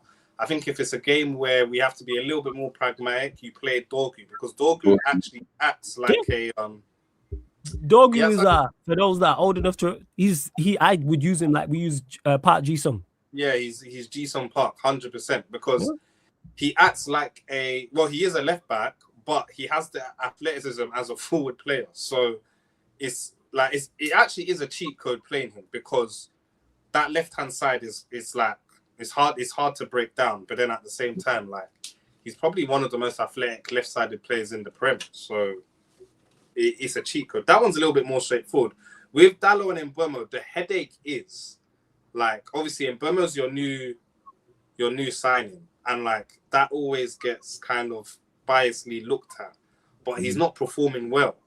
He's not. Do you know what I mean? And Dalot does perform well, but Dalot doesn't like score enough goals or gets enough assists, and then that's going to play on our manager's mind as well, where it's like if a game's tight and I need a goal, like even Mbeumo's our version of Salah. Like he'll get a chance and he'll put it in. So that's why it's a little bit more of a headache there, because it's like you can pick at whatever one you choose, you can pick at it either way. Like it's a headache. Yeah, but again, the players need to improve. Like people talking about Mbeumo or like his overall game. Yes, it needs to be better. He's also now being asked to do more than he's ever been asked to do before. You're at Manchester United. This ain't Brentford. It's not just the goals and assist thing now. Now we need more from your overall game. Do I expect to see that from him? Yes. Same way with Ahmad with the goals and assists. That's got to match it. Same way with Sesko. Same way with Cunha and the rest. These are now the demands if you are going to be a Premier League and Premier League contending side, and in the last stages of the Champions League, these are the things that you need now. Because we've been crap for so long, it's like these things have been overlooked. Whereas now, this is now the bar. This is now where you have to be with it. But I like where we're heading. And summer's in again. This summer's the biggest summer since the last summer. The same way they invested in the attack, they need to go invest in the midfield in the same, and it's even bigger because of the manager situation. Key. I think this summer is so huge, man. Like I never really saw that with other summers. I don't think I would ever said that. But this summer for me, because of how influx the league is, like as crazy as it sounds, we can actually steal a Premier League. I swear down. Like we say can again? steal. Whoa. Say that again, Cuzzy. We could steal a Premier League. I'm not making it up. But the signings, they have to be correct. Like there can't be no misses. There can't be no Ugates. There can't be, because we'll just be a top 4 team. Everything has to be a hit though. Everything has to be like a Dorgu, a Sesko. Everything has to be Aiden Heaven. They have to have that impact. And because like we played Arsenal. Have we played them twice? I think we have played them twice, right? Yeah, Bro, they're not better than us, man. They're not better than us. And I'm not saying that biasly. Like, they're not better than us. That is the best team in the league. And they're not better than us, bro. We went toe-to-toe with them twice. One game we played better than them, but we lost. The other game, we rinsed them. Like, we did. You get me? We played. I don't know if we played Man City twice, but talk your shit, Cuzzy, man. You hear it here from Dad's first title charge and coming if you no, get it right, man. We played Man City, and we played Man City twice. Tell, that's a dying giant, bro. It don't matter how you cut it up. You can tell that is a dying giant. Like they keep on that. Man City would never be a team to buy the Semenyos and Guehis like 5 years ago. Do you know what I mean? I'm not saying they're panic buys, but they like to patch up holes that the team has. Semenyo doesn't really fit City like that. It's not don't.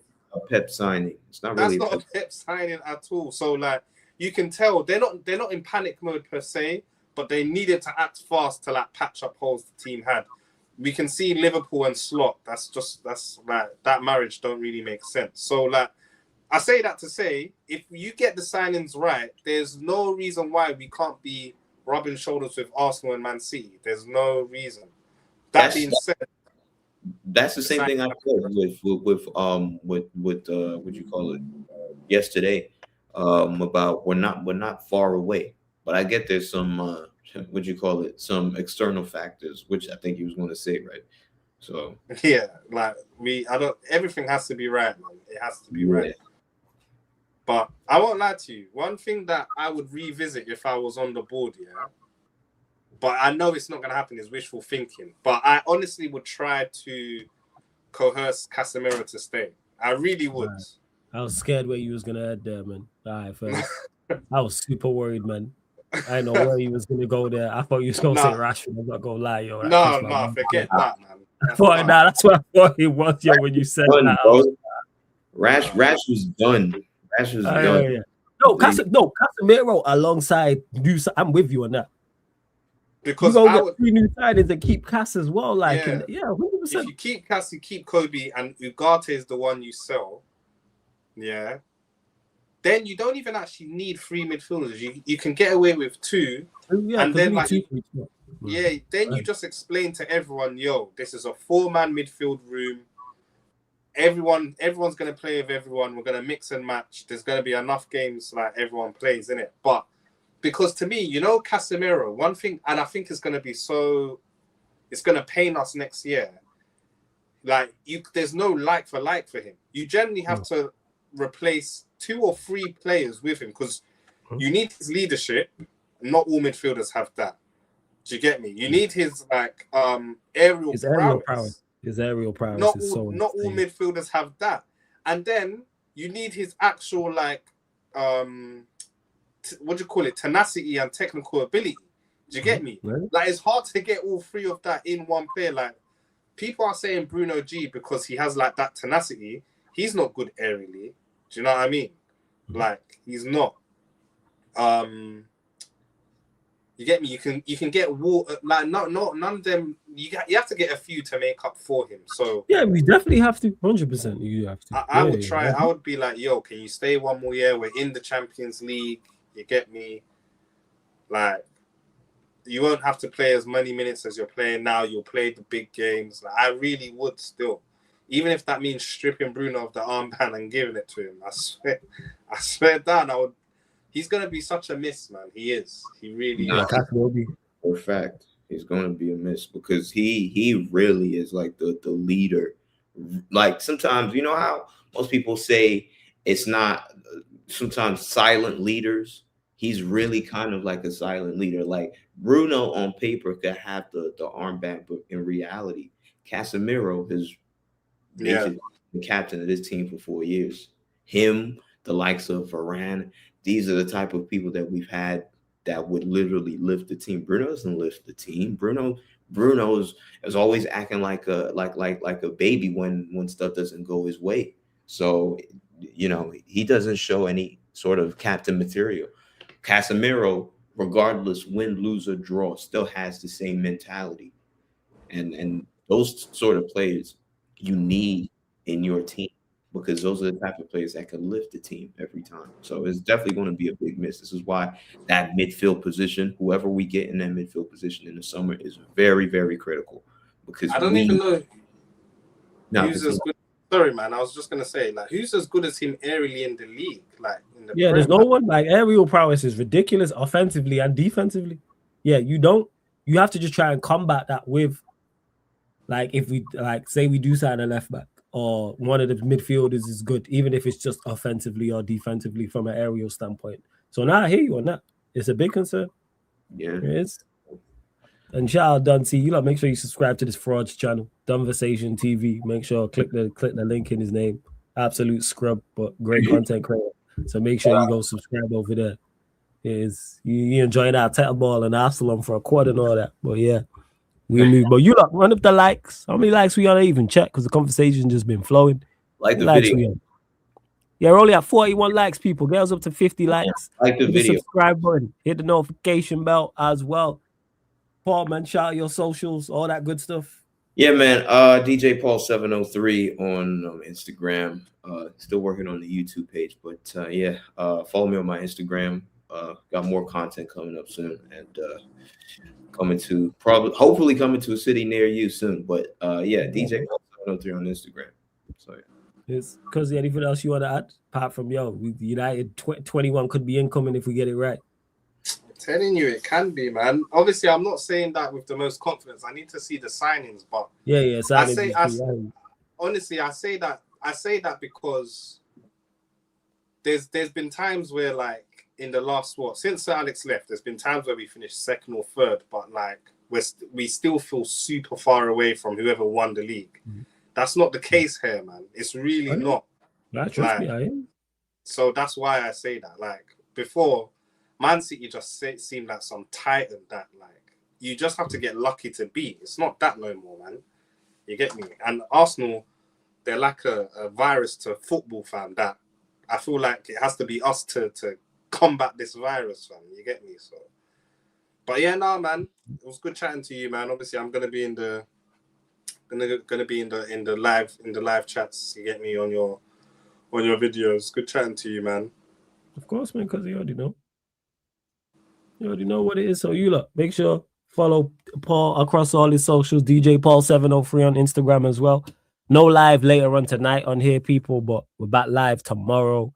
Champions League's back. So Sarcasm City TV Extra. Again, make sure you subscribe to the Sarcasm City TV Extra. What games am I doing? I've not actually made it public, but I've already set up all the streams anyway. But tomorrow, Newcastle United, Barcelona. I won't be doing the Galatasaray Liverpool game because I won't be back home in time, but we're all Galatasaray tomorrow. But yeah, Newcastle versus Barcelona. And then Wednesday, I do both. I do Leverkusen and Arsenal, even though Arsenal will probably win. And then Real Madrid, Man City. Yes, Real Madrid, Man City is the game I'm doing. I was debating between that and PSG and Chelsea, but I hate City more. So I'm going to hate watch them. So that's what it is. That's what it was, yo. As much as I dislike Chelsea, I was like, I hate City more, so let's watch Real Madrid City. But hopefully all the English lot lose, man. Hopefully them lot lose. It's like Arsenal, City, and Liverpool. We definitely want to lose, man. We definitely, because they can't, as much as they're going to win the league, that's fine. But as long as they don't lift the Champions League, that's going to be my one over them. I'd be like, Yeah, well, I know they're going out, man. I was telling them, man, I'm back again. I was like, you lot all going out the champs. I was like, clip this. None of you lot are winning the Champions League. I was like, yo, you lot are like, oh, you're not in the champs. I was like, none of you three are winning it anyway. Yeah. Hopefully they're all out in the next round, but I highly doubt it. Actually, you know what? I'll still get through, but Chelsea and Cities ain't easy, even though you could argue they're favorites. They're not easy. But I think Chelsea loses to PSG. What, you reckon they get past them? I don't think they. I don't see them beating PSG. I think PSG. I don't think they win one game, bro. I don't think they win one. I think they get routed, bro. The Chelsea I watched. Honestly, the Chelsea I watched play against Arsenal. Arsenal. You don't back Garnacho because he don't do that, man. No, they're immature delinquents. They're literally like, you see, if you go past a primary school, yeah, and like you see like all the nursery kids, you see year 4, year 2s, year 3s, year 6s, bro. Yeah. They're in the sandbox. They're so immature, bro. Like, I swear down. So you think they get routed? You're saying you think they get routed? What's the scoreline in the first game? You think? All right. Hit me with the scoreline. It's gonna be like 6-2, 7-2. Honestly, I think they lose, but I don't think they go out by that much. I think it's like a 2-goal margin. I think they lose like both games, like 2-1 or something. Actually, I said 3-1 PSG, so I might be. But I think the second leg is closer. Chelsea might even nick it and go out. Just you need to just think about it. It's gonna be Luis Enrique versus Liam Rossigna. What are we talking about? The problem is can you guarantee that they finish both games with 11 men on the pitch? Because they got sending off 100%. Because it's because I've never seen no team in my history get that many red cards in one season. And all, like, go look at Chelsea's red card history. They got the most ever, or joint most. Yeah. So you both saying PSG knockout Chelsea. What you might saying about Real Madrid City? I think Real Madrid also beat City too. Where you at with that, Cozy? That one's a hard for me to call, man. That's a tough one. It is. Real Madrid ain't been playing well. They ain't been playing well, and it's not a thing of. I don't think they hold the same fear factor. You get me? It's a hard one, man. But Man City, they're like soft belly themselves. Yeah. I don't know, but if Haaland decides to turn up, it's like. I think he's injured. Is he injured? I don't know if he would be out for the first leg, but I think Haaland is. I think he might be injured. Which could be a blow for Man City. Confirm. I'm not sure. I think he. What? In the last few games, I did see that he was dropped, but I just thought it was tactical reasons. Yeah, he's just not been playing well. I think he's got like 3 goals in his last 11 or something like that. Yeah. He's not been playing well whatsoever. So, yeah, hopefully they go out. Unfortunately, I think Arsenal get past Leverkusen, though. I do think they get past Leverkusen. You never know, man. Champions League does like to throw a spanner in the works. Just why you think I'm doing the watch along for it, man? Like, I'm trying to see it. I'm trying to see it, even though I don't think they do. Like, who do they have? All I know is Grimaldo. That's it. I don't know anybody else. You might know more than me. That's it. I don't know anybody else. You lot, make sure you subscribe to Sarcasm City TV Extra, though. All this Champions League talk. That's where the watch-alongs will be going down. Sarcasm City TV Extra. Links in the chat. Or you can just go to your YouTube search bar and type it. Or go to the homepage on here as well. And make sure this show, audio for shows, make sure you're listening audio platforms as well. See, this show and audio for shows you see here on the main channel, apart from watch-alongs and fan calling shows available on all audio platforms. So if you're on Spotify, type in Sarcasm City TV, follow, 5-star us. Same with iTunes, Apple Podcasts, SoundCloud, or wherever you listen to your podcasts as well. Hey, hold that, man. You know what? I think Galatasaray dump out Liverpool. I go out on a limb and say that as well.